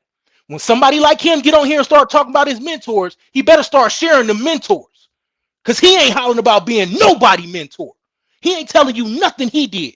I've been hearing for the last 5-10 years about, or last 4 or 5 years from him about all of his mentors. I ain't seen him. I ain't seen him popping up with him. The only time I seen a picture of old boy, he had a hobo bag on his back. See, that's me pressing you now. See, you wanted it, now you got it. That's me telling the people who you really are. Because behind the scenes, when I help people, they go get the bag. Behind the scenes, when I help people, their credit get right. Behind the scenes, when I help people, they go learn how to house hack, how to get into a crib. I ain't waving my hand telling everybody come over here. Notice, I ain't propagating nothing. Don't listen to me. Don't ask me for nothing. But doggone for sure, know what you're getting into if you get this book. Because if he's telling you to do something in that book and it's wrong, you're going to go to jail, fam. You'll take your butt to jail talking about you want a commission off of a property, or talking about doing a 1031 exchange without even explaining to them what that is. Okay, so I'm about to talk because I need to talk about it. So let me say this real quick. First of all, I explained everything in the book. Second thing, not only was Howard the Bean among my men, I knew the entrepreneur who's he has a $2 million real estate portfolio. He graduated Valley Victorian, quit his job, fired his boss, new entrepreneur. My other mentor was their CEO, who's a good friend of PNB Rock, who just got shot the other day and killed. They're both in Philly. He's one of my mentors. He makes over $30K a month real estate portfolio. You got new entrepreneur, my mentor Howard the Bean there. You got my mentor, dear CEO, Sister Bree, who does credit sweeping, credit hacks, credit repair. What are you talking about? I'm talking about your book. The same thing I've been talking about the entire time. I'm talking about your book. Until whoever hating in the chat. Who this? I hope that's not Barbs. That look like Barbs. Some cat Barbs, named Omar, man. Yeah. So watch this. Bet this. My track record proven, bro. I don't scam nobody. I ain't offering no weird books. As a matter of fact, I'm not even telling you to follow me. I'm telling you go buy that book if you want to. Go waste your money, number one. Number two, notice how even when I'm pressing him, there's still no answer. He's moving around now talking about credit. What are you talking about? I'm talking about your book. I got on here asking you questions about your book. You asking me questions. You accusing me of being condescending. Now I'm straight coming at you because I'm tired of this. I'm tired of people playing games with our people, talking about, I don't even know what you calling this at this point. But this is definitely not financial literacy. These are hacks that people can use if they're in a position to use them. What good is a tax strategy if that doesn't even work and qualify with their regular life? Why would I give you a tax hack or a credit card hack or something like that that doesn't work? You should have led with the Divvy conversation. You should have led with using the Divvy card to get it if you got bad credit. This is And a then lie. tell them, right? So I will say this, because I ain't even gonna give you a timeline, but when I do put face to words, since everybody's saying why he don't show his face, I don't want to hear it then. I'm gonna be the dude that say hit the link, come ask the questions. Morning Star, whatever you saying, you got a house. I'm happy for you. Do you know what to do with that one house? Because I got many.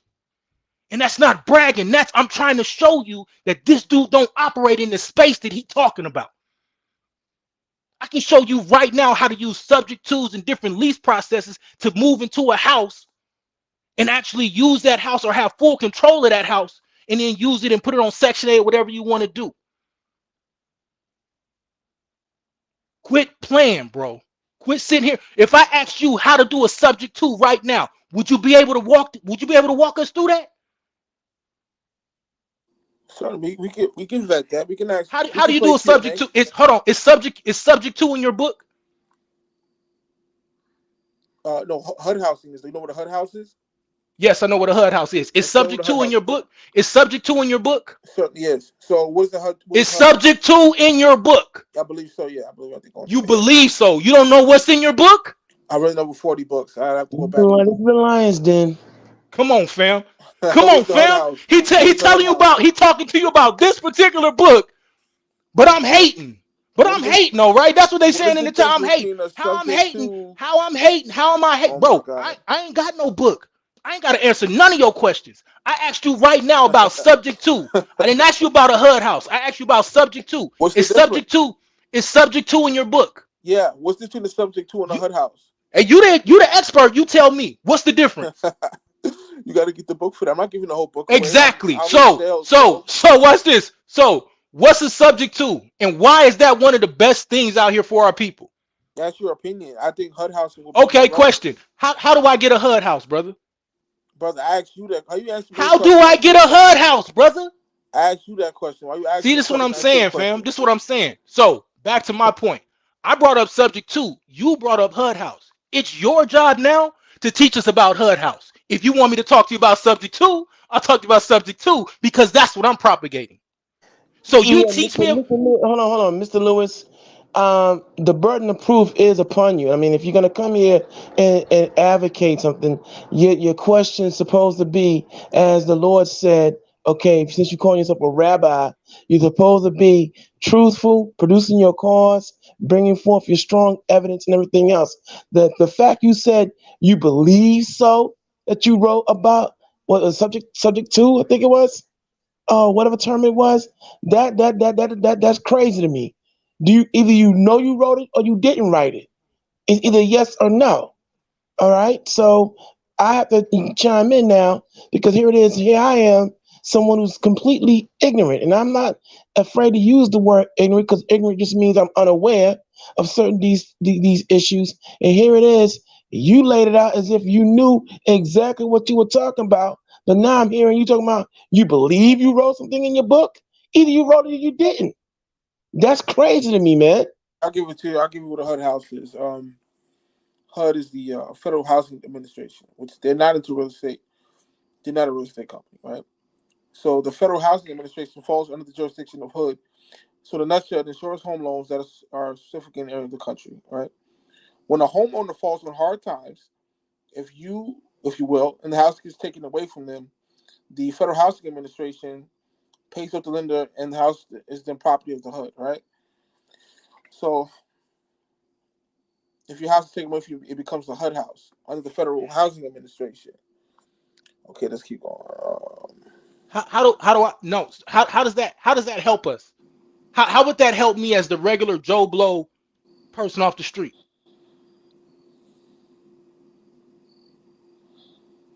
Right. All right. So this No, one no, it's I gonna got keep you. I you. got No, you. it's My bad. gonna I got keep you. I it's got gonna keep me in crickets, right? you. No, I Because got you you. know My bad. why? My Because bad. My he's bad. looking in his book right now to see what he wrote because he copied and pasted something off of a website. And so for Okay, those that we are can vet saying, and that. for We can those vet that. and for those and for those that are saying, why is it so important? Why am I attacking him like this? Because this is the type of stuff that's killing our community. Because you're not taught properly what to do with the All right, investment hold money on, that you bro. have. Home Nah, let mortgage me. maybe you asked me a So question. Answer the question. tell me why a HUD house is important and Yeah, I relevant to got this you. I'm gonna go back conversation. to my book, bro. Look, hold homes might be a good option since you won't have to get a large mortgage. So Mm-hmm. if you don't want to, they have smaller mortgages, HUD houses, which falls under the FHA. Mm-hmm. Okay. Yo, hold on. Can I say something, man? Let's wrap this up, man, because we got a real show to do here. So let's Yeah, get this certainly. over with, bro. Hurry up. Yeah, Thank yeah, you. yeah, yeah, certainly. So, like I said, the name of the book is The Ghetto Man Investigator. No, I know you guys. respectfully, hold on. This is Malachi. Hold on, respectfully, on this Yeshaya, let the spirit roll because this is very important and very crucial to me and anyone listening. Because, like I said, I don't like the fact the answer you believe you wrote something in the book. You haven't even said yes or no on that issue, man. So no, this is very important. Don't wrap it up. This is the lion's den. And we're gonna be ambidextrous and be able to talk about any and everything that need to be talked about. Let this thing go. Let it roll, man. Go. And so a HUD house, how does it benefit a person's streets? They're sold to approved brokers if you have bad credit. So if you have a HUD home, like a tantamount to like a foreclosure, you have lower mortgage rates. So if you want to buy a HUD home, and they're not in the business of real estate, they're not a real estate company, so they trying to get the homes all fast. So I'm saying, like, they trying to get rid of these homes because they're not a real estate company, so they want to get rid of them. So you can get a HUD home fairly easily, and with a low mortgage rate. So that's some of the benefits. Okay, so now this is why this is an important conversation. Now, one more time, it's subject to in your book, Rabbi Lewis. Look through your chapters real quick. But I know you don't I know you don't have table of contents and page numbers in there, so you might not know. There's page numbers in this book. That book that you bought, I've been deleted that book because there was no page numbers. Good job. I've been deleted that book years ago. Tell me about subject to, and then I'll tell you why subject to would be a better option next to a HUD home. Okay. Yeah, just if you control F, you can look. No, I believe it's not in the book. No, sorry. But all right, bet. So, question. Yeah. Because I ain't gonna cook you about you saying that it was, because you just went back and said it was. Yeah, so, control F is like you like. Yeah. Control back F, to the point. So back to the point. Yeah. Do you know what a subject to is? Certainly, I think I'm familiar with that. But educate us, brother. Okay. So what a subject to is when you come as an investor and you can now take over said property subject to the existing mortgage. But here's the best part. You don't have to come out of pocket. You don't have to have an excellent credit score. Actually, your credit score doesn't matter at all. It's all about your ability to understand real estate, how to leverage it. So for instance, if I know a nurse, and I'll just give you a real life case study that happened. If I know a nurse that has a good amount of income coming in, but her credit is bad, and I know some distressed owner in a property because he talked about the moratoriums. Well, unfortunately, a lot of these moratoriums are up. So people that own properties are now in bad situations. So they're trying to sell their properties. So what you can do now is go to said seller and say, hey, I don't have any money to put down out of my pocket. I would like to assume the mortgage subject to my business coming in and taking over that mortgage, and then line up that house with the nurse who can afford it. And now you put her in what's a lease option. Now she can lease the property. She can come in and lease it with an option to purchase it, or she can just do a straight out purchase agreement and say, I'm gonna pay you over a certain period of time. Now the owner gets a certain amount of money. You as the investor get a certain amount of money. And if you set the contract up right, now the nurse gets the house and she's able to come in and get tax benefits for this. But because you don't know this, you're telling people to go get a HUD home where they got to now get a mortgage and enter into a death note and be in all types of problems. Whereas with the subject to, the worst thing that we do have is a due on sale clause, and there are several strategies to address that. And even better, you can line it up to where you can say, if we ever get into the situation where I can't make these mortgage payments, then I simply relinquish the property back to you. But they bought themselves some time to avoid foreclosure. But because you don't have the ability to speak to this intelligently, you're propagating HUD homes in your house and then propagating this book to people who are trying to get into real estate investing, and they may not have the ability to go get those mortgages. And it probably won't even be in their best interest, especially if they already got a bunch of debt on them. Please stop playing. What are you talking about? I already explained that. If you got a credit score, if your credit score is bad, you can get a subprime. So if your credit score is bad, you shouldn't even enter into another mortgage until you clean your credit up. No, you can get a subprime mortgage. You know what a subprime Did you mortgage just hear what I said? I didn't say you couldn't get a subprime mortgage. I said you shouldn't, because now you're adding compound debt. You're adding more debt onto a person because you think Rich Dad Poor Dad taught you to go get a house and use that as an asset, when what you did was add more liability. If you're going to get into a house when you already got a bunch of debt, you need to make sure that that house is going to be paying you money, i.e. passive income, to where you can make anywhere from $200 to $300 a month. And the goal is to be able to do that 10 to 20 times over. So now you make anywhere close to $5,000 or $7,000 or $10,000 a month passive income. But because, once again, you don't really operate in this space, you don't know what you're talking about. Okay. Who want this work? Now I'm hearing y'all got me angry. Who want this work? I got a question.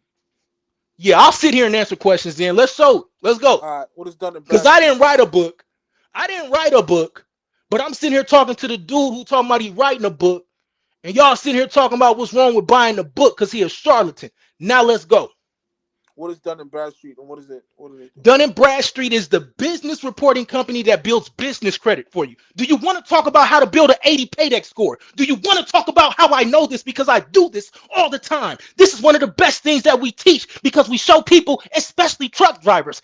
I'm doing it right now with somebody in my group. He'll be getting this funding next week. And now what he's going to do is expand his trucking company. Stop playing with me. I'm not answering no more of your questions. See how easy it is for me?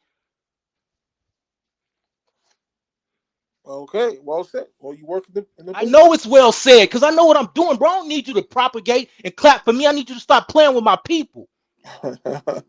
Okay, just quizzing you. Just making sure you know what you're talking about. See how I passed mine, but you failed yours? Okay. Let me ask you, what is the jock tax? Don't ask me nothing else, bro. That's my last question. What is Don't ask me nothing else. I told you I ain't answering no more of your questions. No problem. You proved that you can't. You proved that you were inept and not prepared to have this conversation. Okay, Black Jedi. I think we've I've heard enough, and what I'm gonna do now is definitely bring this to an end, and we're gonna move on. I thank you for your statesmanship, Black Jedi. I thank you, Mr. Lewis, for making your attempts in your country and everything else. But I would advise you now, please, sir, you need to get a little bit more brushed up on what you are trying to sell, because right about now, I'm looking at you like you crazy. And with that being said, we're gonna move on. This is the Lions Den. Thank you guys for having me on. It was an honor.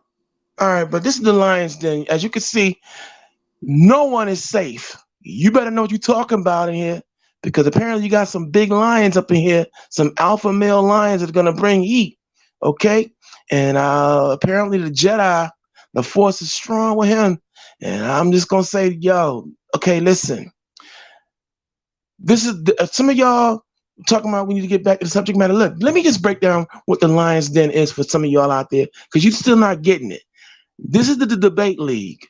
And in this forum, we must be ambidextrous, because at any given time, like the Most High, like the Lord, everything is a quickening spirit.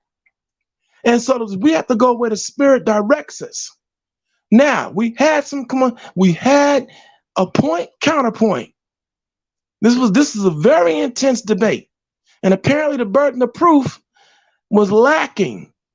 Okay, and that's not. And I'm glad that someone took over where I was ignorant to a lot of these talking points that were raised. But please understand, when you come into the Lions Den, we have to be like a two-edged sword.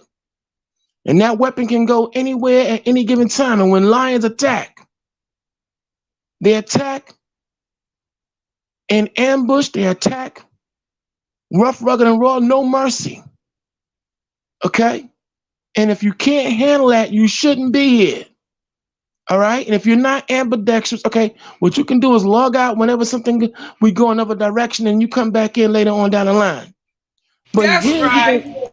but here, you're going to get a learning experience because in all matters, the Lord said, when you come and do business, thou shalt not covet, thou shalt not come with subterfuge, thou shalt not lie, nor con or hustle the people.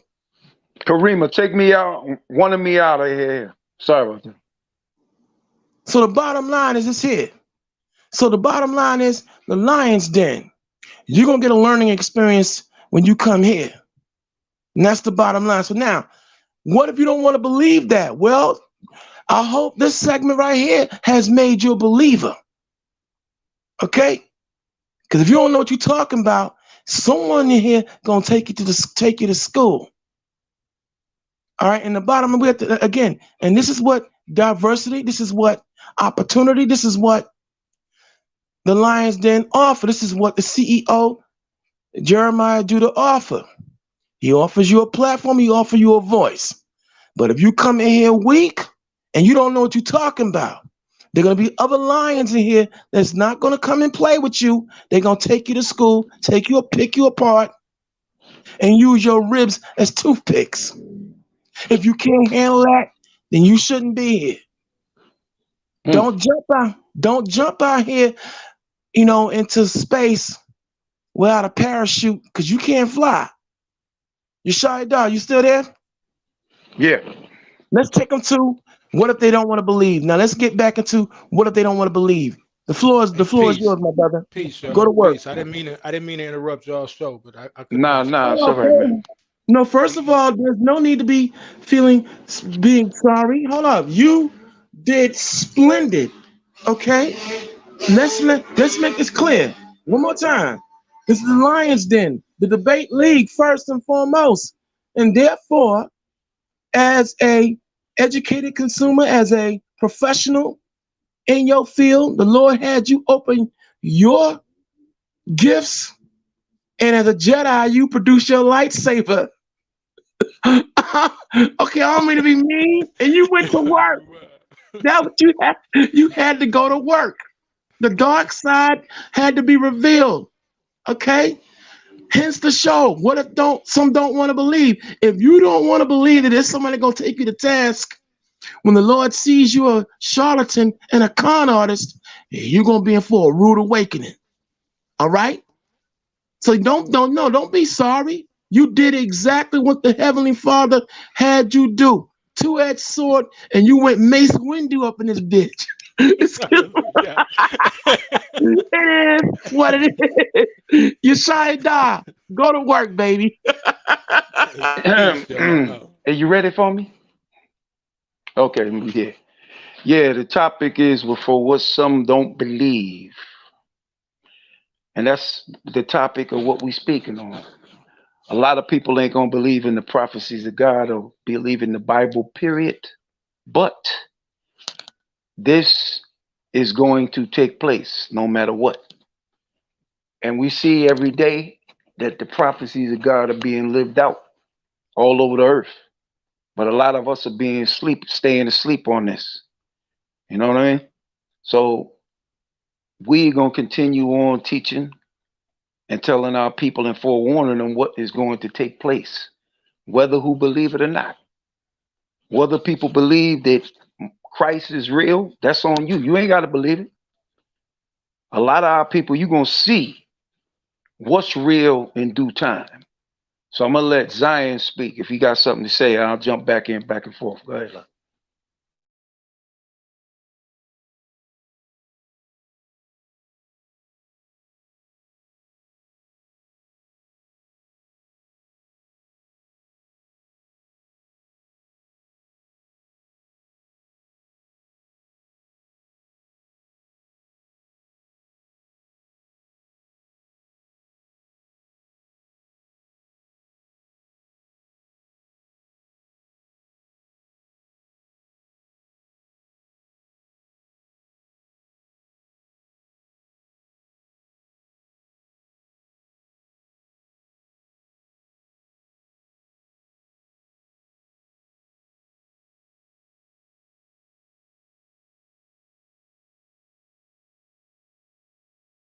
Zion, unmute your mic.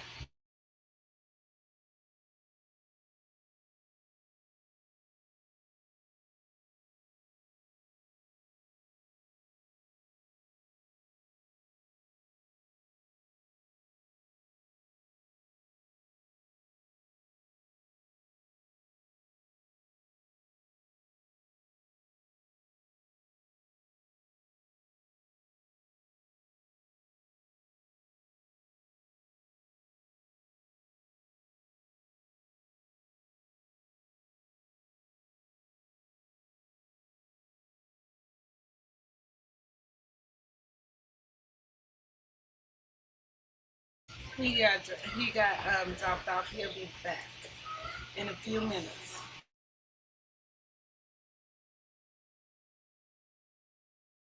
Zion.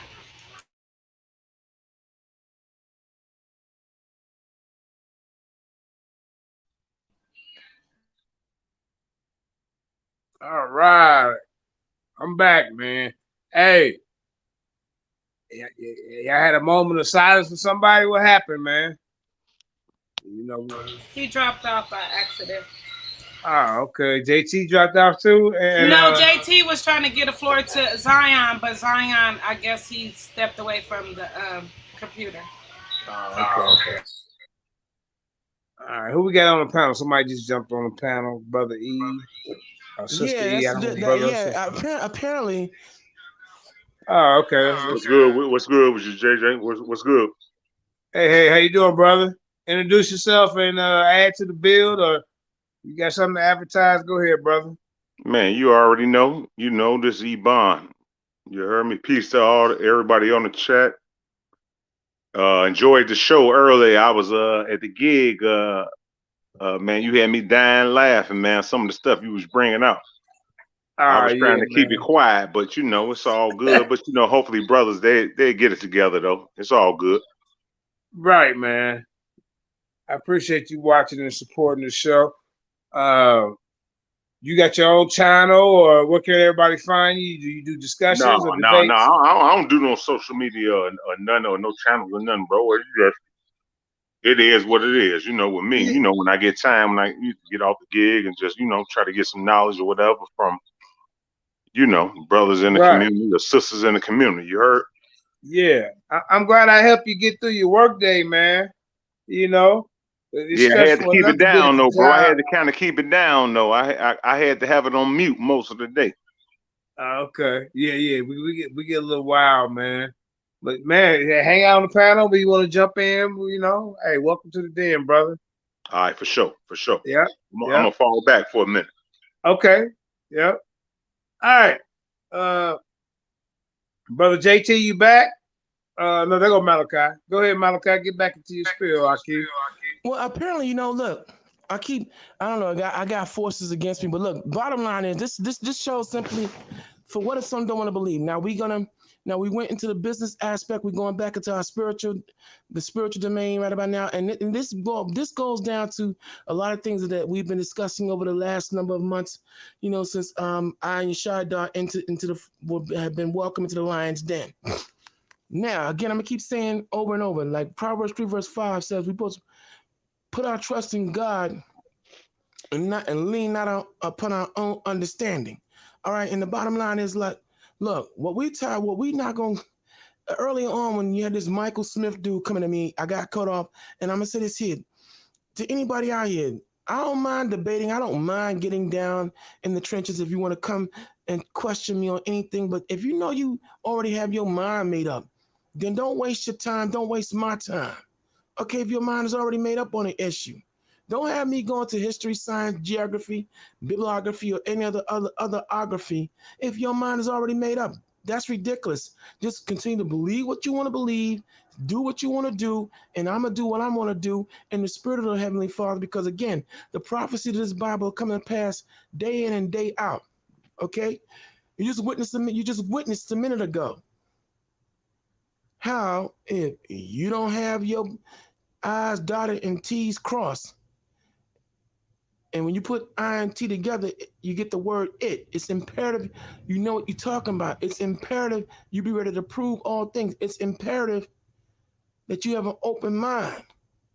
It's imperative that if you're going to go and endorse something, you better be able to stand on it like a rock and prove all things and produce your cause, as the Heavenly Father said, or you're going to get yourself hurt. You're going to get roasted. And so it is on all aspects. On like earlier today when I was listening to your broadcast, Jeremiah, which is the the Hebrew name, Hebrew pronunciation of Jeremiah. I'm hearing brothers talking about you can't eat meat. Yo, and this is coming from supposed to be Bible believers. Yet in the dietary law in Leviticus 11 chapter, I believe it is, here it is, the Lord outlines fleshly animals that we can eat. Then when it comes to our bodies, we have digestive enzymes that can break down all aspects of meat that are ordained for us to eat, but we have to be aware that eating certain meats, like beef, for instance, it takes about 3 days to break down and process processed beef. So it shouldn't be consumed on an everyday basis. All right, but there's no reason why someone should be teaching that. If you're eating meat, you're out of line and out of order. The New Testament even talks about don't condemn a person on what they choose to eat within the confines of the law. Okay, well, meat is contaminated. Well, many of the vegetables that we're eating are contaminated. Okay, and as a matter of fact, some of the stuff is artificial. You don't even know what you're eating these days, from both ends of the spectrum. That part is true. So we got to put. I mean, I ain't saying nothing your part was true, but that's true what you're saying too. I mean, if you're not out here growing your own business, growing your own food. I mean, because here it is now. What if you don't want to believe that? That's your business. But more pressing to me is the fact that here it is, the fact that Bill Gates owns almost every aspect of farmland here in America. That's that's more pressing to me these days. What if you don't want to believe that? This is a fact, okay? What if you don't want to believe the fact that here much of the food from livestock to produce is being grown outside the United States because much of the soil in this society is depleted? What if you don't want to believe that? So this is what we do here at the Lions Den. We go and do our research. We do our fact finding, and we bring it here based upon what the biblical prophecy said it was going to come to this. What if you don't want to believe? That's your business. Okay? What if you don't want to believe that we're the children of Israel? That's your business. But the bottom line is every aspect of the Bible is coming to pass on an everyday basis. See, maybe Mr. Lewis should have been more considerate about the fact that he said that, well, when he was coming up, everybody just want to talk about Christ and whatever. Well, maybe you should put the Lord first in all your business ventures, and maybe you won't come up in here making an ass of yourself, not knowing what you're talking about. See, you got to be careful what you say out your face. Every idle word that you say, the Lord gonna hold you accountable. Christ gonna hold you accountable. What if you don't want to believe it? Well, that's your business, but it's happening every day. And what we need to be bracing for out here right now, right here on the shores of America, is a full-scale, all-out race war and civil war that's about to break. Are you paying attention? Hey, hold up, bro. I can't be promoting those race wars on here, man. No. It's not about. We're not promoting anything. You said it's about to be one. Okay. No, I would never. Hold up. You gotta watch. I'm just saying you gotta watch some key words you say, man. Yeah, now hold on. Now, come on. Now you know full well that I'm fully aware of the Federal Communications Commission, the FCC, right. You be the main one saying it. So yeah, and there'd be no way in the world There'd be no one in the world that I would sit up here and promote or provoke or instigate anything when we and get you or anyone in here arrested. No. We're not gonna do that. I'm gonna repeat it again though. Yeah, repeat it Out again. here, there are forces out here right now. There are elements out here that a race war and civil war are about to break out here. And this is not something that I'm creating. This is not an atmosphere that anyone on this panel is making. But there are elements and things happening that are brewing. And here we are as responsible liberated moderators, we're talking about it. We really need to buckle down and start really getting things done on our own. Like I said, I'm not going to stop talking about the fact that 75,000 of our damn women are missing. Our children are being snatched off the streets. What are we doing about it? I know everybody talking about the doom and gloom. Yeah, I'm talking about reality. Because we are not progressing, man, until we can conquer these things, man. You want to live in your little plastic bubble? You want to live in your little vortex, cortex, or whatever you want, whatever text you want to live in, man, that's your business. But I'm living in reality, okay? And as a man, I got a problem with the fact, again, that also, how many of you are paying attention on all these social media sites that are now demonizing our black women, man? I got a problem with that. I have a problem with the fact that here it is, you got brothers on most of these social media sites saying, get your passport and look for a wife overseas, that the black woman is the most undesirable woman on that. Yo, this is not supposed to be happening. We have to look at the thing, look at where all these anti-black, anti-Israelite, anti-whatever is coming from. You want some accountability? Let's deal with this head on. See, that's what I'm talking about. This is so what if you don't want to believe it though? Then that's your business. Because there are a lot of you out there, man, yo, among us, man, yo, a lot of y'all, you don't want to take the accountability and pick up the banner of responsibility to solve the problems.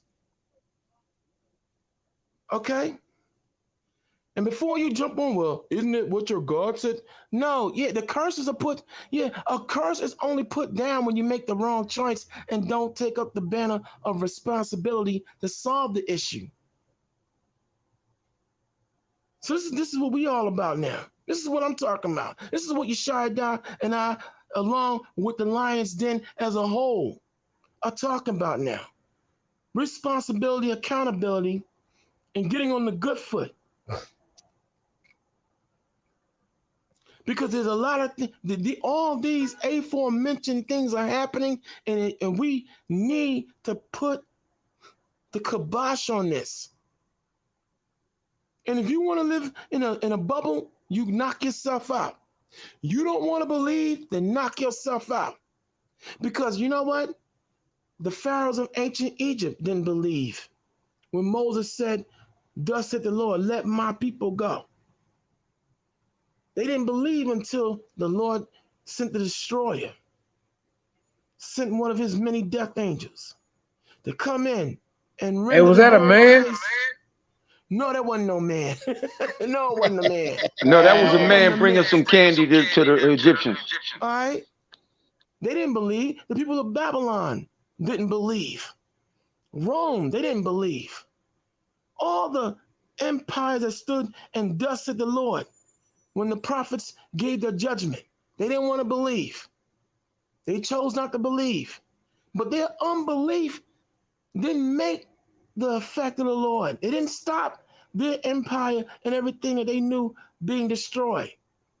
And now Mystery Babylon, America, and all of its allies, all of its, we are seeing the effects of the Lord systematically going down. And see, this is how he operates. He does it where he wants you to know it's him. So for all you out there, look, like Christ said, my sheep hear my voice. And this is who the Lion's Den is And appealing Mr. to. Michael Smith, you ain't a sheep.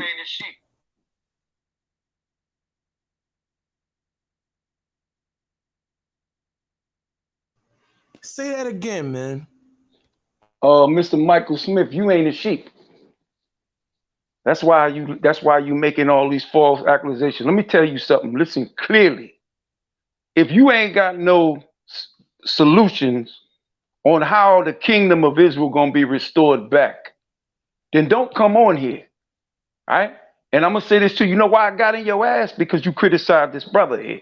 I know this brother for 30 years, man. I ain't gonna let nobody disrespect him. I ain't gonna let nobody disrespect Jay or Karima or Zion or anybody on here, man. You come on here with respect or your black ass ain't coming on here no more. You hear me? Peace, JT. That's how we gonna roll with this. See, I was being silent, man, and I was outside because I was coming from the doctor. All right, but when I heard you come on here like you gonna take over, nigga, you must be out your mind, nigga. I came up with the title for this show. All right? Even though some things went left, but they needed to be addressed, they addressed now. All right? But we talking about what if somebody don't believe that the Messiah is coming back or Christ exists or this or that or this or that. Well, listen, we dealing with reality, which a lot of our people don't do. And see, the problem with our people is sometimes you talk when your black ass should listen. See, the scriptures is for you of reproof, understanding, knowledge, wisdom. You're supposed to listen to what they say. Now we living in prophetic times now. What's going to drop on the planet? All right? And all these prophecies the Lord's talking about is going to happen. They're not going to happen when I want them to or anybody on here. They're going to happen when he want them to. And they're going to happen. These kingdoms that you see, every one of them is going to be destroyed. Okay? Egypt was a great power, but they are no more. The land of Egypt is there, but the power of Egypt is gone. Ethiopia, ancient Babylon, is gone, but the land that is known of Babylon, which is Ethiopia, is still there, but it's not a power in this world no more. If you don't believe in the power of these scriptures and the prophecy of these scriptures, then don't come on here no more. We are not kicking the Most High to the curb, but he chose somebody to do his will. You dig? Whether you believe it or not. And I'm going to keep it a buck. When this man do return and he leave all you unbelieving niggas here, he going to say, I don't know you. And put that in your pipe and smoke it. Yeah, because you know what? We tired of all the super Israelites. We tired of all the naysayers and gainsayers and everything else. And here it is now. When we come with the evidence, you still try to find and punch holes and pick, nick and pick, and everything else, man. But no matter what Super you say, bros. yeah, super Israelites, exactly. That particular tribe, the 14, you got the 13th tribe. Now you got the 14 tribe, the super Israelites. Yo, I'm sick of all y'all, man. For real. No, they the tribe of don't know a damn thing. No, but hold on. But wait, but you know, you shy dog. I gotta ask, bruh, is Christ in Mississippi? You telling me the Messiah got killed in Mississippi? Then why all them white folks are still there, nigga? I'm just asking a question, baby. Cause I'm out, somebody keep coming up in here talking about he is the I am and he and But hold up, Mally, let me say something. Bruh, go. Is Mississippi in America one of the 50 states in America? Yes. Last I looked geographically. Okay, yeah. then didn't the Messiah say he gonna destroy all of Babylon? Now Babylon, which is described in the Bible as America by prophecy, that means he gonna blow Mississippi ass off the map too. Look, nigga, bro, stupid, man. I'm just asking a question because you know what, man. Like I said, man, unfortunately, one of the aspects that we need to really start exploring is Black mental illness, bro. For real. Mental illness, there are a lot of very unhealthy, mentally destroyed of our people that need to be really muzzled.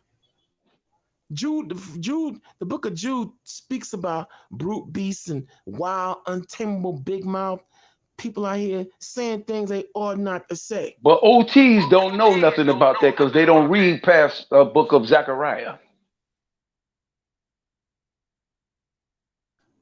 Well, hold up, man. We got New Testament people talking, supposed to be New Testament talking out the side of their neck, man. Yo, like I said, I don't, yo, it's mind-boggling. It really is. Okay, but the bottom line, look, whether you believe it or not, that's your business. It don't matter now, because now everything is coming to the light. As the scriptures told us, what is done in darkness is now going to come to the light. Everything is coming to the light, nonstop. This is why a great many of you tune into the Lion's Den. No matter, even if you are a critic, even though you might come in, you want to be a troll, gremlin, whatever. But yet, in your spirit, you know the Lion's Den is where it's at, because why? You have the truth, unadulterated, being taught and shown and produced here. Okay? In debate, whether it be in debate or discussion. This is why you tune in here. And for all you, like I said, all you naysayers, where your vehicle at? Who listening to you? Huh? Got chime in. Quick point. Go ahead, Yeshaya. Just take a look at this man up on the top of your screen, Zion. Now, this man went from being an atheist to believing in the whole Bible and the salvation of our people through the Mashiach. Now, if this man here could come back from that far and come here to this point now, then there's hope for our people. This man totally walked away from the Lord. And some of us feel that way on this panel sometimes because of what we're going through. But if this man could come back from not believing in God, there is hope for our people. Go ahead, Zion. Hit it. Khan, shalom, family. You know what I'm saying? You know who it is. You know what I mean? Yeah, man. I grew up in the church, you know what I'm saying, believing in the Most High. Later on in my teen years, you know what I'm saying, I grabbed hold of you know, Rastafari and Israelite culture. And then, you know, I fell from grace. You know what I'm saying? A lot of us fall from grace every day. Some people just don't admit it. You know what I'm saying? Some people don't admit it. They act like they believe in God, but they really don't, you know what I'm saying, believe in the power of the Most High. And so they worse than atheists. You know what I'm saying? Because they lying to themselves and lying to everybody else because they really don't believe in the powers, you know. But the Most High showed his face, you know what I'm saying, and blessed me. And ever since I've been getting blessed, you know. I had some bumps in the road, trials and tribulations. However, you know what I mean, the Most High continues to show his face and bless me with a beautiful family, my children, you know what I'm saying, my wife, you know what I'm saying, who's on her way. And you know, one of the things too, y'all was bringing up the Mississippi brother. Is that brother in here? Nah, he ain't in there. Okay. So yeah, there's a whole bunch of cats, and you know the scriptures talk about that in this day there will be many who come in my name, claiming to be Christ. And then it also says later on in that same chapter that there will be many false prophets in this time. And these are all signs of the time. You know what I'm saying? This is all fulfillment of prophecy. You can turn it down a little bit, son. All fulfillment of prophecy. All of this shows you at the very least that God's word does not come up void. You feel what I'm saying?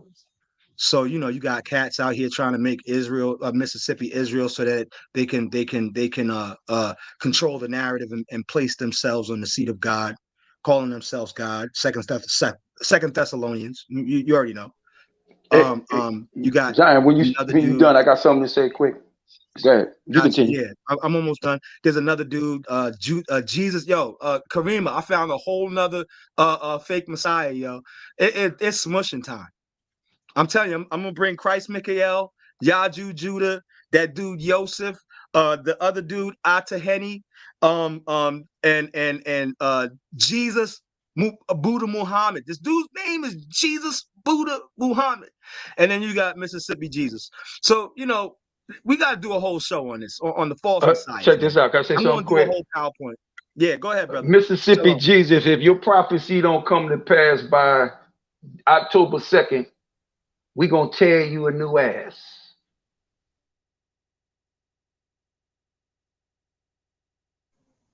Okay, what are you talking about? That's what I'm saying, man. Yeah, we're gonna smush some heads, you know what I'm saying? And then I got the lady smusher coming, you know what I'm saying? My wife, you know what I'm saying? We gonna get her sword sharpened, you know what I'm saying? So she's gonna be, you know what I'm saying? She's got the word in her.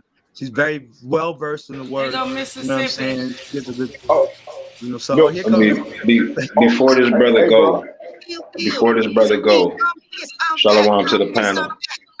Shalom to the family. That's all I talk about is me, Mississippi. Hold on 1 second, bro. 1 second, Mississippi. Hold on. That ain't Mississippi. That's Zion. Let your short go. Let your short go. I thought that was Mississippi. Yeah, hold on 1 second. Mississippi right here.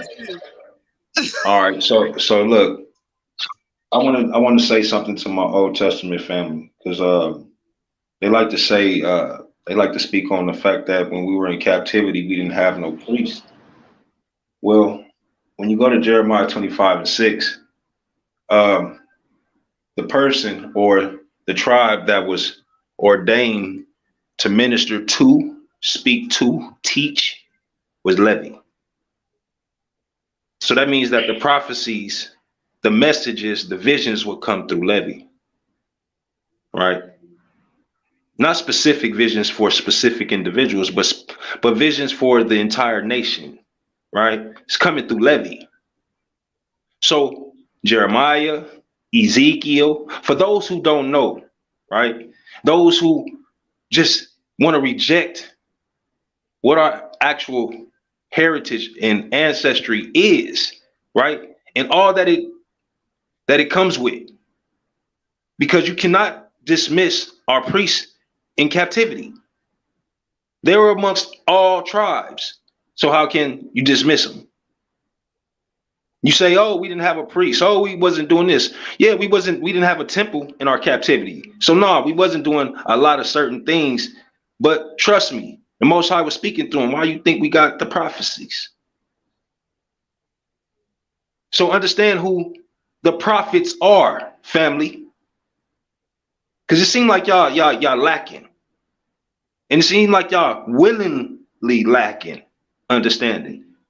And again, when you see him face to face, trust me, it ain't gonna be a good sight if you don't fix it, fam. Humble yourself and fix it, because he not playing with none of us. Are you? Hey, now I want to address though. Now the dude that were talking real loud saying you gonna tell who a new ass on what day you say, bro? Cause he like me, when I get on here, I just talk, bro. I'm not talking like one of them. This Mississippi. Yeah, that's Mississippi. Now when I get on here, man, I'm not here to question nobody. None of that. Let's get that understood. I'm not questioning nobody. I speak my mind. And there's a number of people on here to be talking about when I be saying about Mississippi. Man, you same people were the same people that rode with that 12 tribe truck for a while. I got eyewitnesses. There's too many other people know what I know. And on the strength of JJ, he heard me on another, I think it was on Brother Garfield. And he said, bro, come over to the line, dude. That's the only reason why I come here. I didn't come to be ministered to. I come to minister to many. Well, the question I'm gonna ask you is, who the hell are you, nigga? Who you claim to be? I am Tyrone. And who else you claim to be, nigga? Ain't who I claim to be, nigga. We ain't gotta talk to each other like that, bro. Just keep the mind in the talking. month of October, all these prophecies and shit gonna happen. They're gonna be a major flood and shit. You act like the Father talking directly to your black ass, nigga. Shut up. You don't know nothing, nigga. Nigga, man, listen, you bro, ain't no talk to your goddamn child prophet, like that, man. Talk to your child like that, man. You talking to a grown man, bro. Well, I nigga, didn't you come at talking you to like a that. grown You man, was nigga. talking I'm to me older like than that your black with ass, Riley, nigga. How old are you? I'm 55, I'm nigga. How old are 49 you? years old, man. I got So, nigga, I'm older than grandkids, your bro. ass, But nigga. talk to me like a man or shut the fuck up, boy. What the fuck you think you talking Get this to? nigga off here. Jesus. Hold on, Jonathan. Yeah. Yo, why y'all never see this nigga face? Didn't the scripture say we would see him? That all eyes would see this nigga hiding behind the screen? That's what I'm saying. This nigga too damn ugly. Fuck wrong with this nigga? Smoking too much of that Mississippi corn, huh? Yeah, you gotta present some evidence. Okay? You can't just come on here and just be talking shit. I just say what I say. I ain't coming here to question nobody. See, first of all, Yo, Zion, cut this up. Didn't the nigga say some shit was gonna drop in October? Zion, your point. See how the spirit work. Your point was just proven. Yeshaya, your point is proven. Hence this show. For what if some don't want to believe? If you both be crying, you both be delivering us, not just talking out the side of your behind. When Christ came, when we're told that when Christ coming back, he coming with a 1 million-man army plus, ready to render this society as we know it to oblivion. People, you and all the other claimants. We had one dude talking about he was the comforter for a number of years. Yeah, he the comforter, all right. You know what I'm saying? Come on, man. I'm sick of all these super Israelites. No, super fools, bro. Super fools. Well, that too.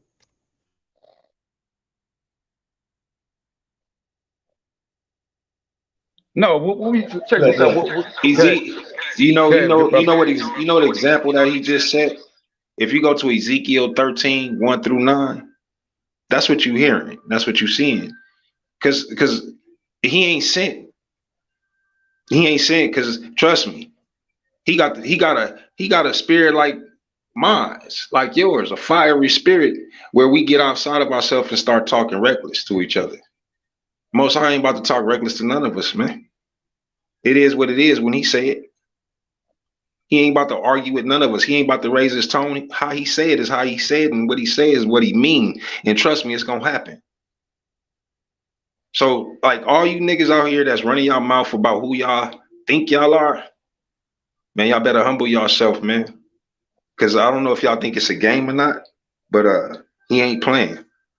Just like we breathe. Every day that we take a breath, that we allowed to take one, he ain't playing with us.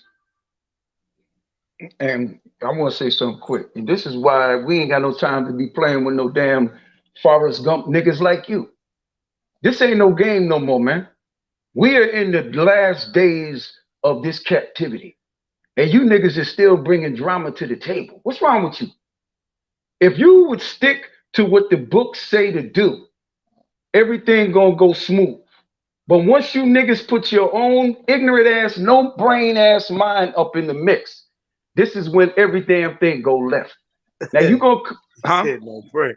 No, I was laughing at what you say, no brain ass mind. What, come on, dude. No, Jay, you know for a fact this cat said that some major shit was gonna drop in the month of October. Nigga, we giving you the October 2nd, which is 2 weeks from Monday. If it don't nothing don't happen, nigga, we gonna blast your ass. You gonna get blasted. Nah, man, we giving them to September 30th. All right, at midnight. Midnight. We doing the that's show. 2 weeks. That's 2 weeks. Hey, it better be on the goddamn news. I want to see floods, everything. That's what I want. Like you said, your prophecy coming true. Hey, but I got some sad news. But he didn't say he was coming back with fire, bro. I got some sad he news. didn't say he was coming back with water. He said he was coming back with fire. Go ahead, Jay. Yeah, I got some sad news. They just lost the elder from the house of David. I just seen Jeremiah on the Source Debate League. Who is it though? I don't know. I can't pronounce his name. So House of David. Yeah, House of Me David. and Malachi know who would probably know. I'm assuming. Yeah. So let's give the brother a moment of silence.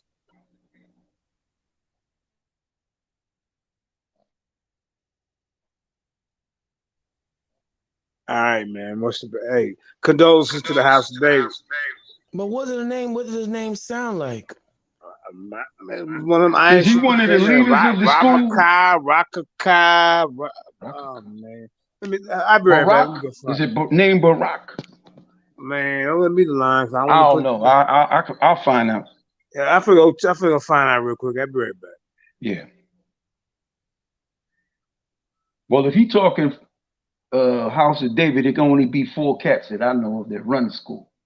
It's either Michael Alaba, Barack, Ash, or Bunyumyum, one of the 4.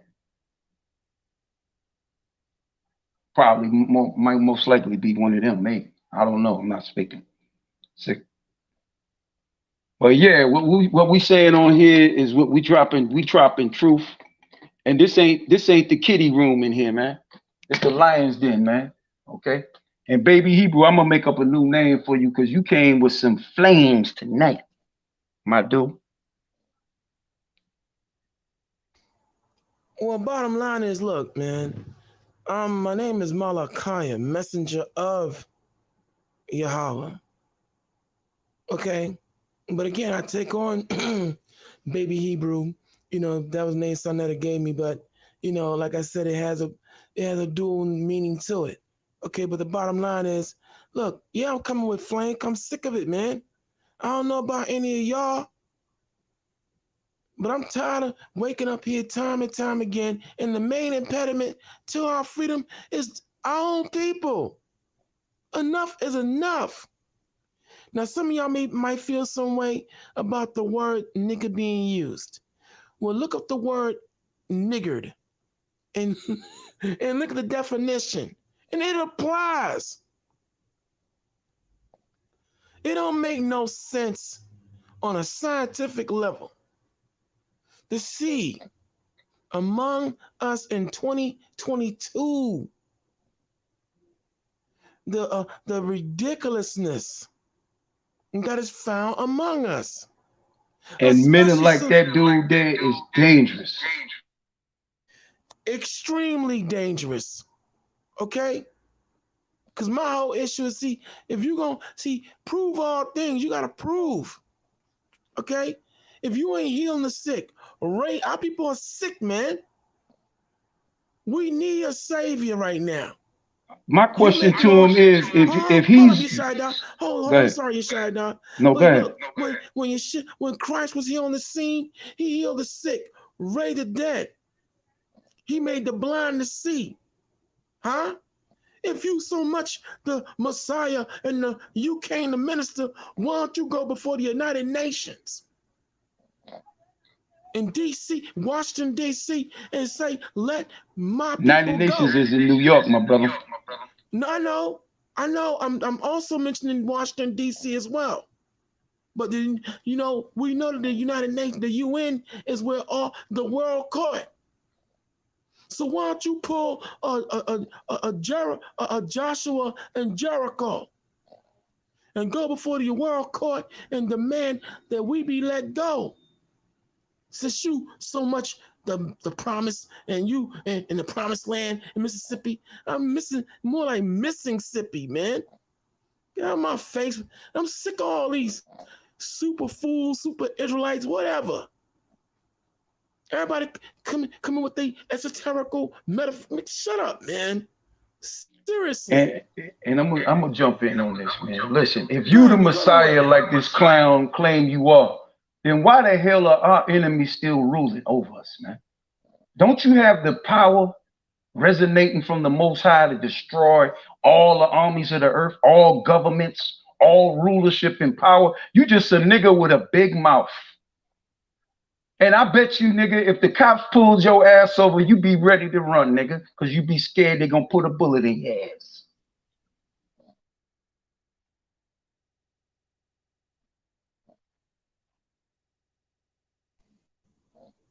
See, the word of the Heavenly Father is like a two-edged sword, ready to cut asunder all lies, hypocrites.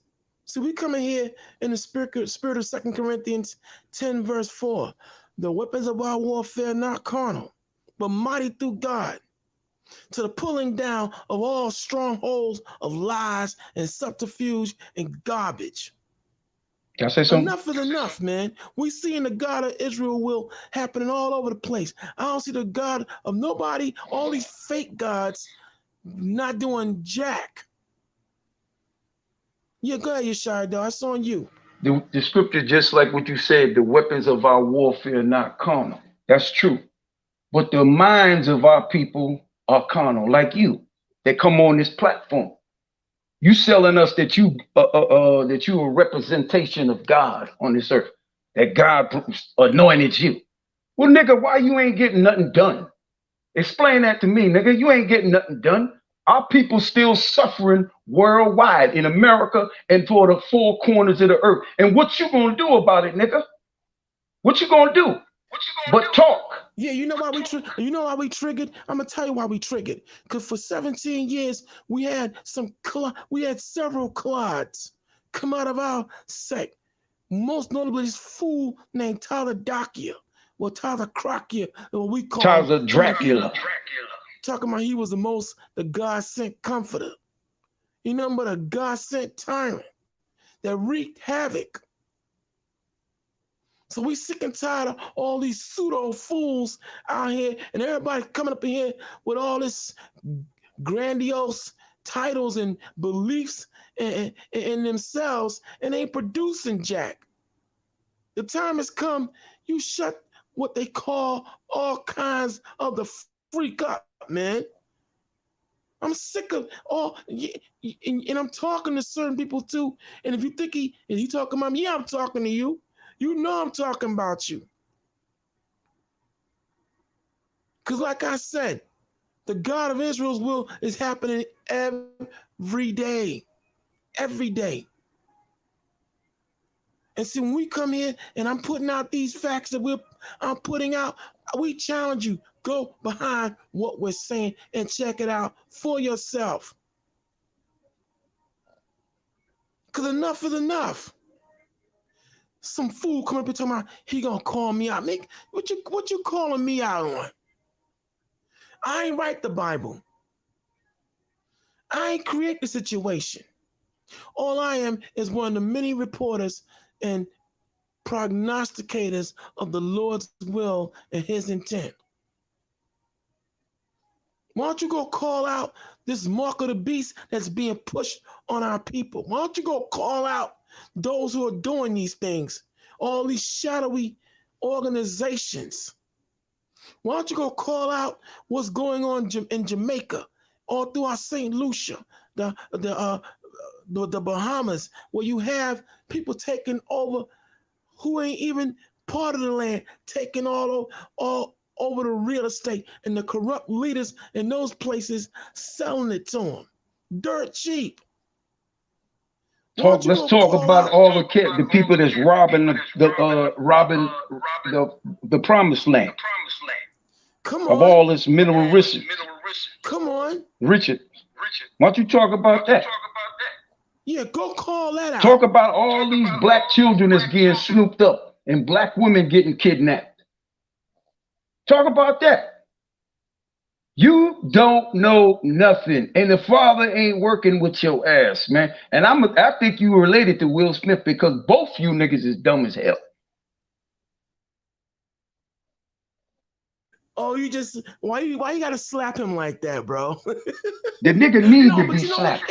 But you know what? It need to be said, man. Seriously. Okay? Here we just witnessed about an hour ago, or just a few minutes ago, someone coming up in here talking about he a rabbi. First of all, I had a problem with the name, because doesn't the scripture say about don't call no man rabbi or father on the earth? Matthew 23. Am I missing something here?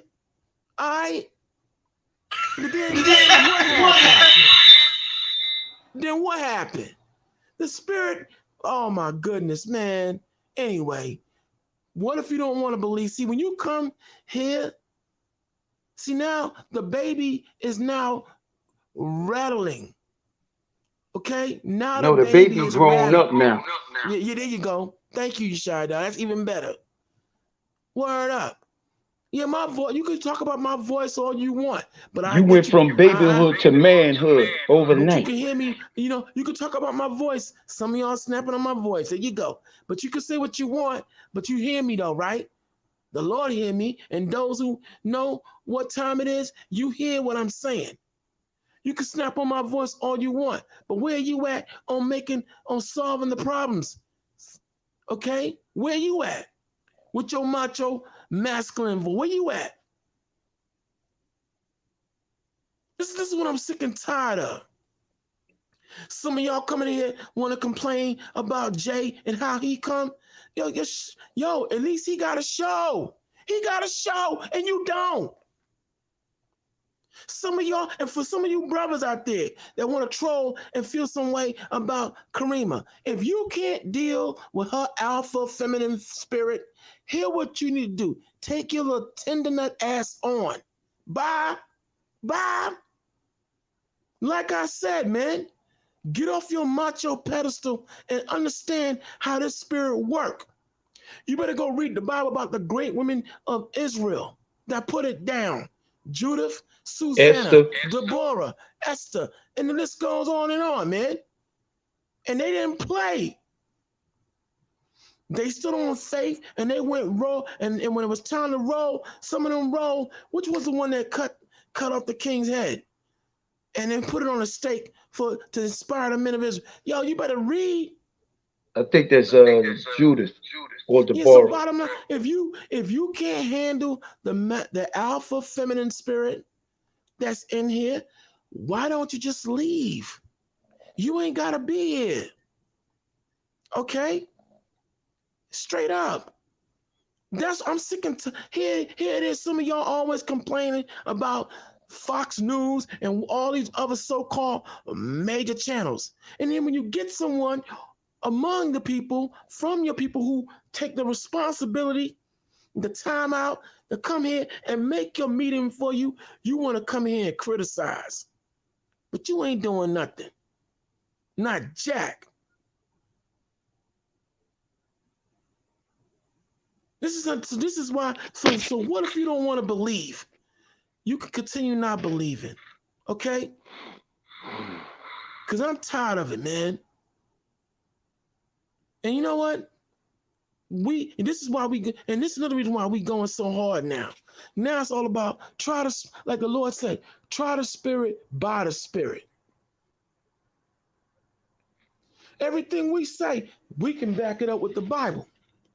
And why? Because the prophecies in the Bible are coming to pass. And now, where I might not be strong in my history game and geography game, there are others who come in here who are strong in that and make it happen. If I'm not strong in the area of the bibliography or etymology, archaeology, there's someone who is. Okay, when my voice box was put in backwards, you got others in here whose voices who can later bark. But like sometimes you need the smooth operator. You need, for some of y'all out there, y'all need the more smooth and hushed type of voice to keep some of y'all from getting scared. Because some of the lions and lionesses in here be having y'all petrified. So maybe you need the laid back lion to come. But as you can see, I gotta wear a countdown. I'm gonna ask you a question. Go. Christ is coming as a lion king. He coming to roar, man. He ain't coming to play. He ain't coming back with a box of candy and pass out some Snickers bars and Milky Ways to anybody. This man coming for war, blood. And this is why we ain't on here to play. This ain't no joke no more, man. We ain't here to tell you jokes. I'm not Martin Lawrence or Kevin Heartless or Cat Williams.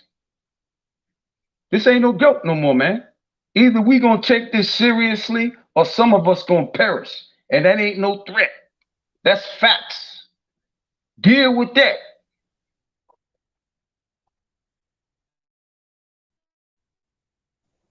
And yeah, and so, this is how we gonna do this here, right? we're gonna continue to march on, press on, and in the spirit, and as I quote always, Ezekiel, the 2nd chapter. Whether you hear or whether you forbear, all you out there in Lion's Den land, you will know that prophets have and prophetesses have been among you. You're gonna know. You'll know, as Christ said, you'll know a tree by the fruit it produces. All right? And see, here in the Lion's Den, we roll as a pride. That's how lions roll, in a pride. And we don't roll in demonic pride. We roll in godly pride. If I'm wrong, I'll say I'm wrong. If Yeshua know he is proven wrong on the issue, we'll say we're wrong. But when we right, Zion and all other voices, when we're right, We're going to stick to it. We're going to stick to it, and we're going to bring heat. And let me jump in quick. Go. The reason why I'm coming the way I'm coming, and I'm telling Mississippi fool, I'm going to call you fool because that's what you is. You playing with fire, man, and the fire is the Most High. Don't you play around, kid. We don't know people that claim to be the Savior, and their ass is no longer here. Now, I'm warning your ass right now, and I'm not playing with you. If you don't straighten your act up, we're going to be hearing about your ass not being here no more. I guarantee that. Okay? You got to stop playing around, bro. All right? This ain't no damn game, man. What's wrong with you, nigga? Coming up in here claiming that you the Messiah and Mississippi is Israel. Nigga, are you a fool? Do you know the history of Mississippi, nigga? And you live in the land, in that part of the country. How the hell a fool gonna say? And this nigga said on here one time, everybody that came out of Mississippi is an Israelite. He's saying every other black man and woman in America that ain't in Mississippi ain't Israel. This is what this fool said on here. Okay? I'm gonna tell your ass, and I'm gonna tell you again, if you don't cool it and you don't stop, the very God that we all talking about on this platform gonna turn your ass into powder. You're gonna be Puff the Magic Dragon. And we doing our job in the spirit of Ezekiel 3:17 as watchmen and as a watchwoman with Karima as well. Yo, look, check this out. I don't want nobody blood on my hands. So we're taking up our banner of responsibility, and we see things that are coming. And our job as watchmen is to give you fair warning. Now, there's some of you out there, well, did they go with the doom and gloom? Let's shut up. It's not no doom and gloom. It's reality. It's a time for all things. It's a time to party. It's a time for what? War. What time we living in? You want to party and BS, okay? Yeah. Biggie Small wanted to party and BS, and look where he at now. Meanwhile, hold on. Meanwhile, every other nation is getting ready. See, we're not paying attention. There's a time for peace, a time for war, a time for love, and a time for hate. And the list goes on and on. What time are we living in? Well, time for me to go. I want to say something, man. To any of our people that's from the island of Jamaica, none of you should be mourning the death of the serpent. Okay? Don't mourn that woman. Okay? Because they're going to have a 12-day memorial for this woman in the island of Jamaica. What the hell did that woman ever do for that land but rob it? Slave you over there? How the hell you going to mourn your natural born enemy? That's my question to y'all that's over in the island of Jamaica, our people over there. It's high time y'all wake up.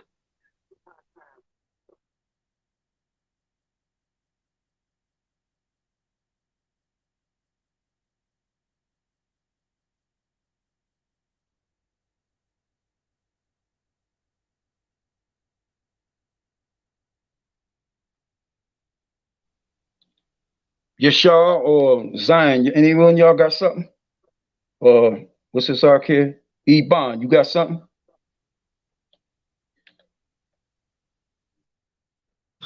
I'm sorry, y'all. I'm a little indisposed.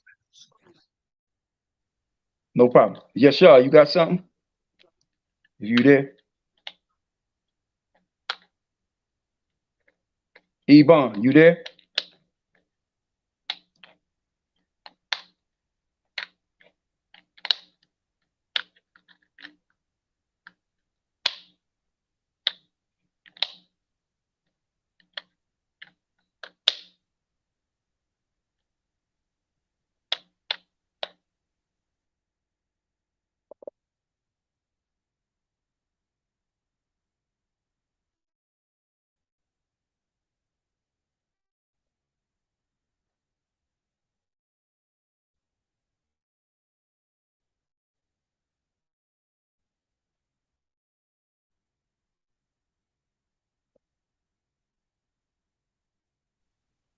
Yeah, I'm gonna say something. I understand why Baby Hebrew got wild up the way he did. Because we tired of the BS of our people playing games with our people's minds, man. We tired of that. We ain't got no time for no BS no more, man. And the Lord ain't got no time for no BS no more, man. Okay? This is a time that we got to get it correct, get it right, and get on board. Or some of us ain't gonna make it, man. There ain't no time to be playing with the word no more, man. Okay? By you not obeying what this book told you to do, this is why we are where we are now. You understand? If our forefathers would have took heed to everything the Father said to do, we wouldn't be suffering now as a people. But since they wanted to do their own thing, they brought this punishment upon us all. And we supposed to be learning from it, man. And a lot of our people, you got simple niggas that come on here. I'm going to call him what he is. Simple niggas that come on here claiming he the Messiah. And the nigga couldn't even save a cat from a tree. Okay? It's time this bull BS be shut down permanently. And that's what's going to happen. Because I'm not going to do it. But I know who will. Anybody got something to say?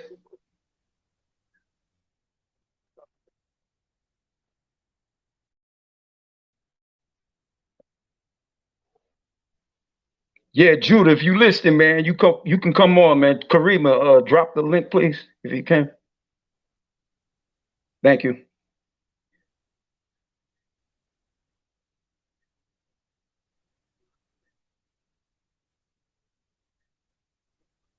But yeah, like we was saying, man, look, we ain't got no time to be driving around no more, man. Okay? That's why this title is what it is, but some don't believe.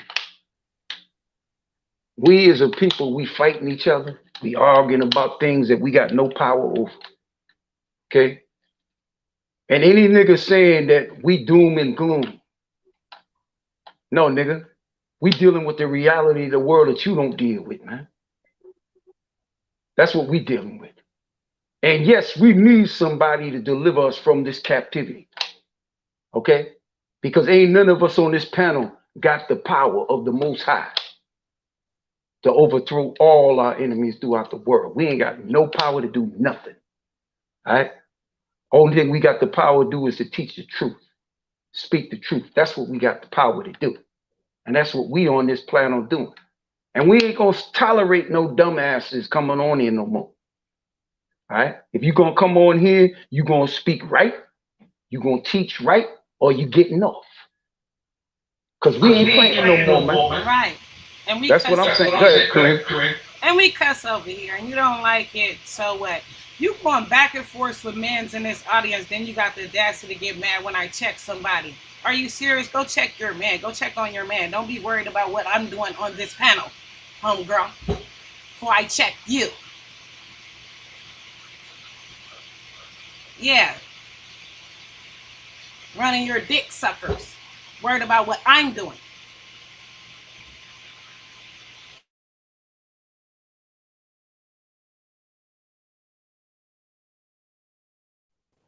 And I'm gonna say that. Oh, Judah, go ahead, bro. I'm gonna let you get it in. Go ahead. You got something? Oh, yes, sir. Thank you, brother. Hold And, on, hold on. And Lex, we don't take advice from a chain smoker. You smoke so hard on fucking line talking shit. Want to give somebody advice talking about drink water. No, stop smoking fucking cigarettes, Dr. fucking Lex. Yeah, thank you, sister. Yeah, good, Judah. Yeah, thank you. Great show, you guys. Hey, yo, what you guys are saying, listen, man, I feel the exact same way you guys are saying. It's like there's some stuff just going on, and our people are lollygagging and fooling around. And then I just wanted to say too, like, you know, they see Lions Den's picking up because it was really huge on Facebook. Now it's picking up on YouTube too. So there were certain people that were on other debate platforms with the foolishness in the chat, and you know, they're bringing it over here, and it's like, you know, it's like they're trying to destroy or make it, like, you know, bring the folly, you know, the Mississippi. I mean, if the brother really believes Mississippi is Israel, okay, fine. Is he going to get in the ring, or is he going to prove it? Or is he just going to spam up the chat? You get all these. It's just, come on, man. Like, what? I'm sorry. That's all I wanted to say. Great show, you guys. You know what I'm saying? Rest in peace to the elder that passed from House of David. You know what I'm saying? Great show, you guys. And I feel the same way you guys do, man. Okay, Tyrone. This is to Tyrone McNeese.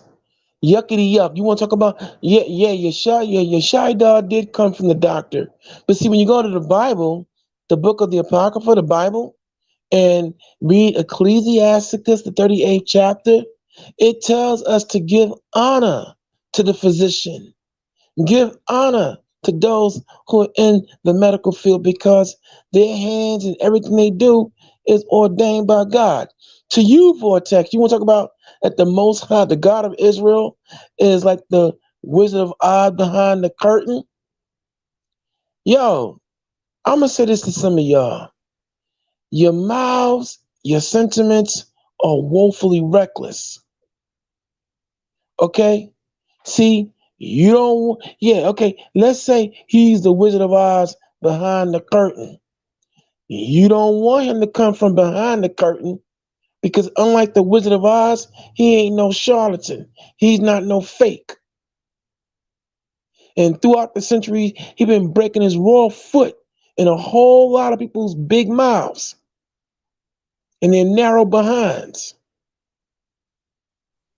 See, some of y'all coming up in here, you talking real reckless, bro. But we speaking, Yeshai and others, we speaking from eyewitness. I've seen a lot of people say some things, and later on down the line, they get visited by the Lord, and they're mouthed, and everything about them is shut down forever. Okay? Lex, you don't want the Lord to perform a magic trick on you, because you will disappear. So Tyrone McNeese, you can, he went to the doctor, and now the doctor did what he was supposed to do for him in the spirit of the Heavenly Father. See, it's a good thing to have medical insurance. It's good when the Lord blesses you with good health. And if he has ministers out here who specialize in fields of medicine, we're supposed to utilize them. Since we don't have the healing touch at this moment.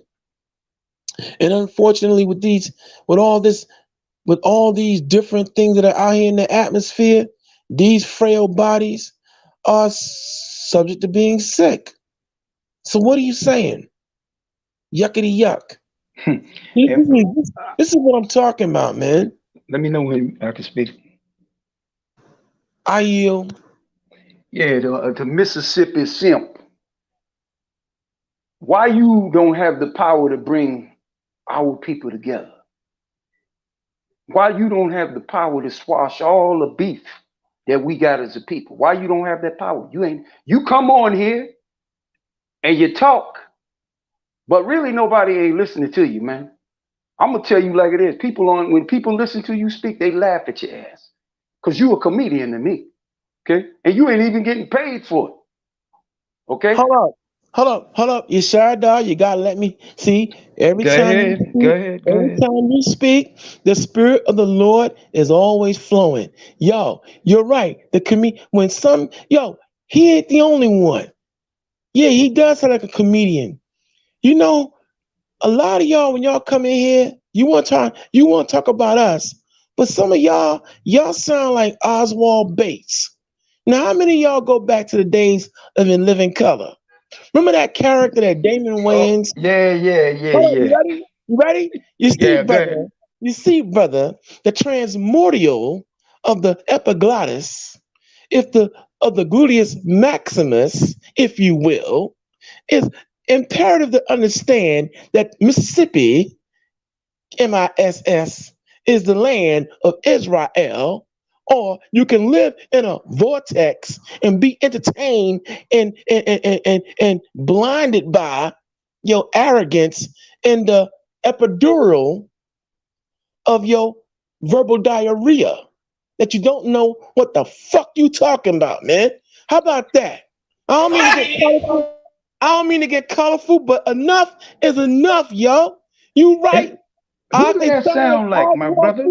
Oswald Bates, man. Word up.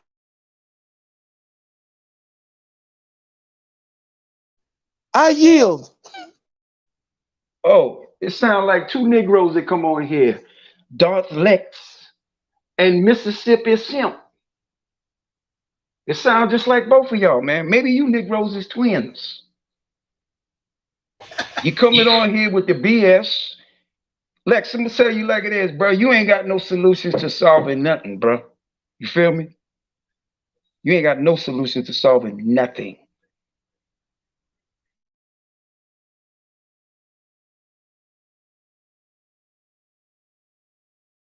Okay, you know what? Okay, I lost it, and I'll apologize. But yo, all this heckle and Jekyll crap, man, is just it shouldn't get the better of me, but it does. Cause I can see if y'all had the gods you believe in. What the hell they doing? All right? Huh? What is your dark side? And whatever else you got going on doing, man. That's the problem now. Living in the darkness. Coming to the light. See, at least with our God, he give us the spectrum of solution, and we are calling for action. Huh?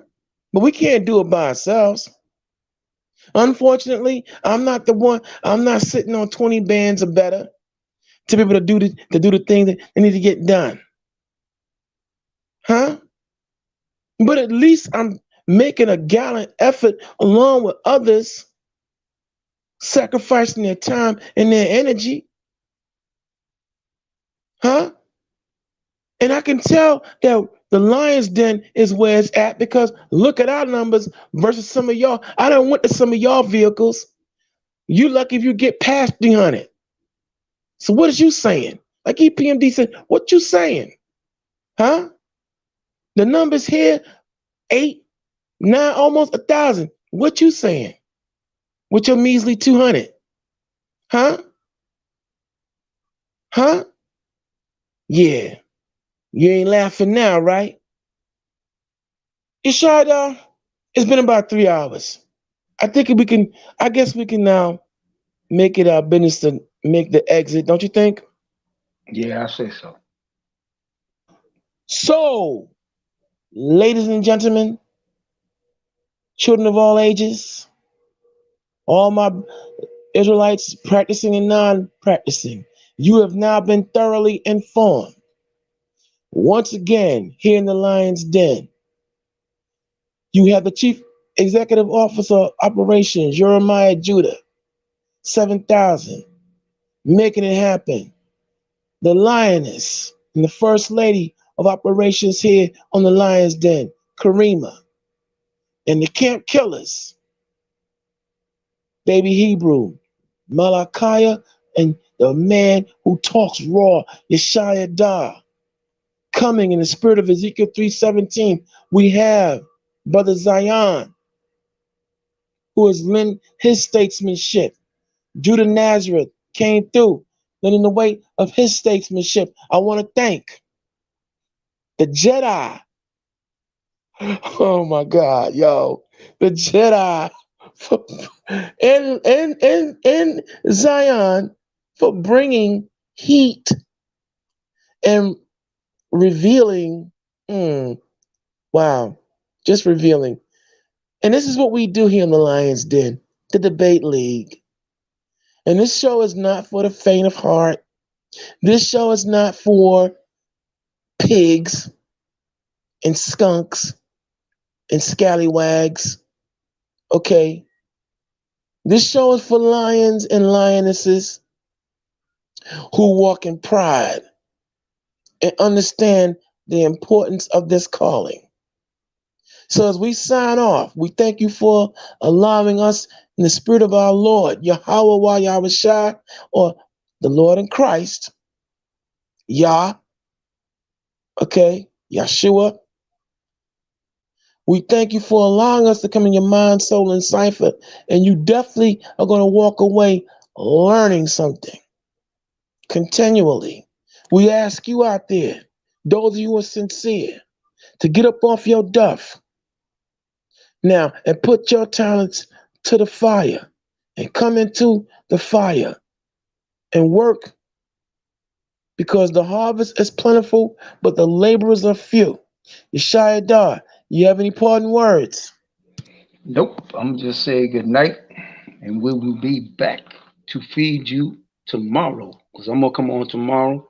I'm going to come up with a beautiful title, and we're going to get it in. That's it for me. So I'm going to say shalom to the panel and to my brother Jay. And so the Lion's Den, and the immortal words of Ric Flair, whether you like it or not, believe it or not, or accept it or not, the Lion's Den is the best thing happening worldwide. Woo! And we out of here. Shalom.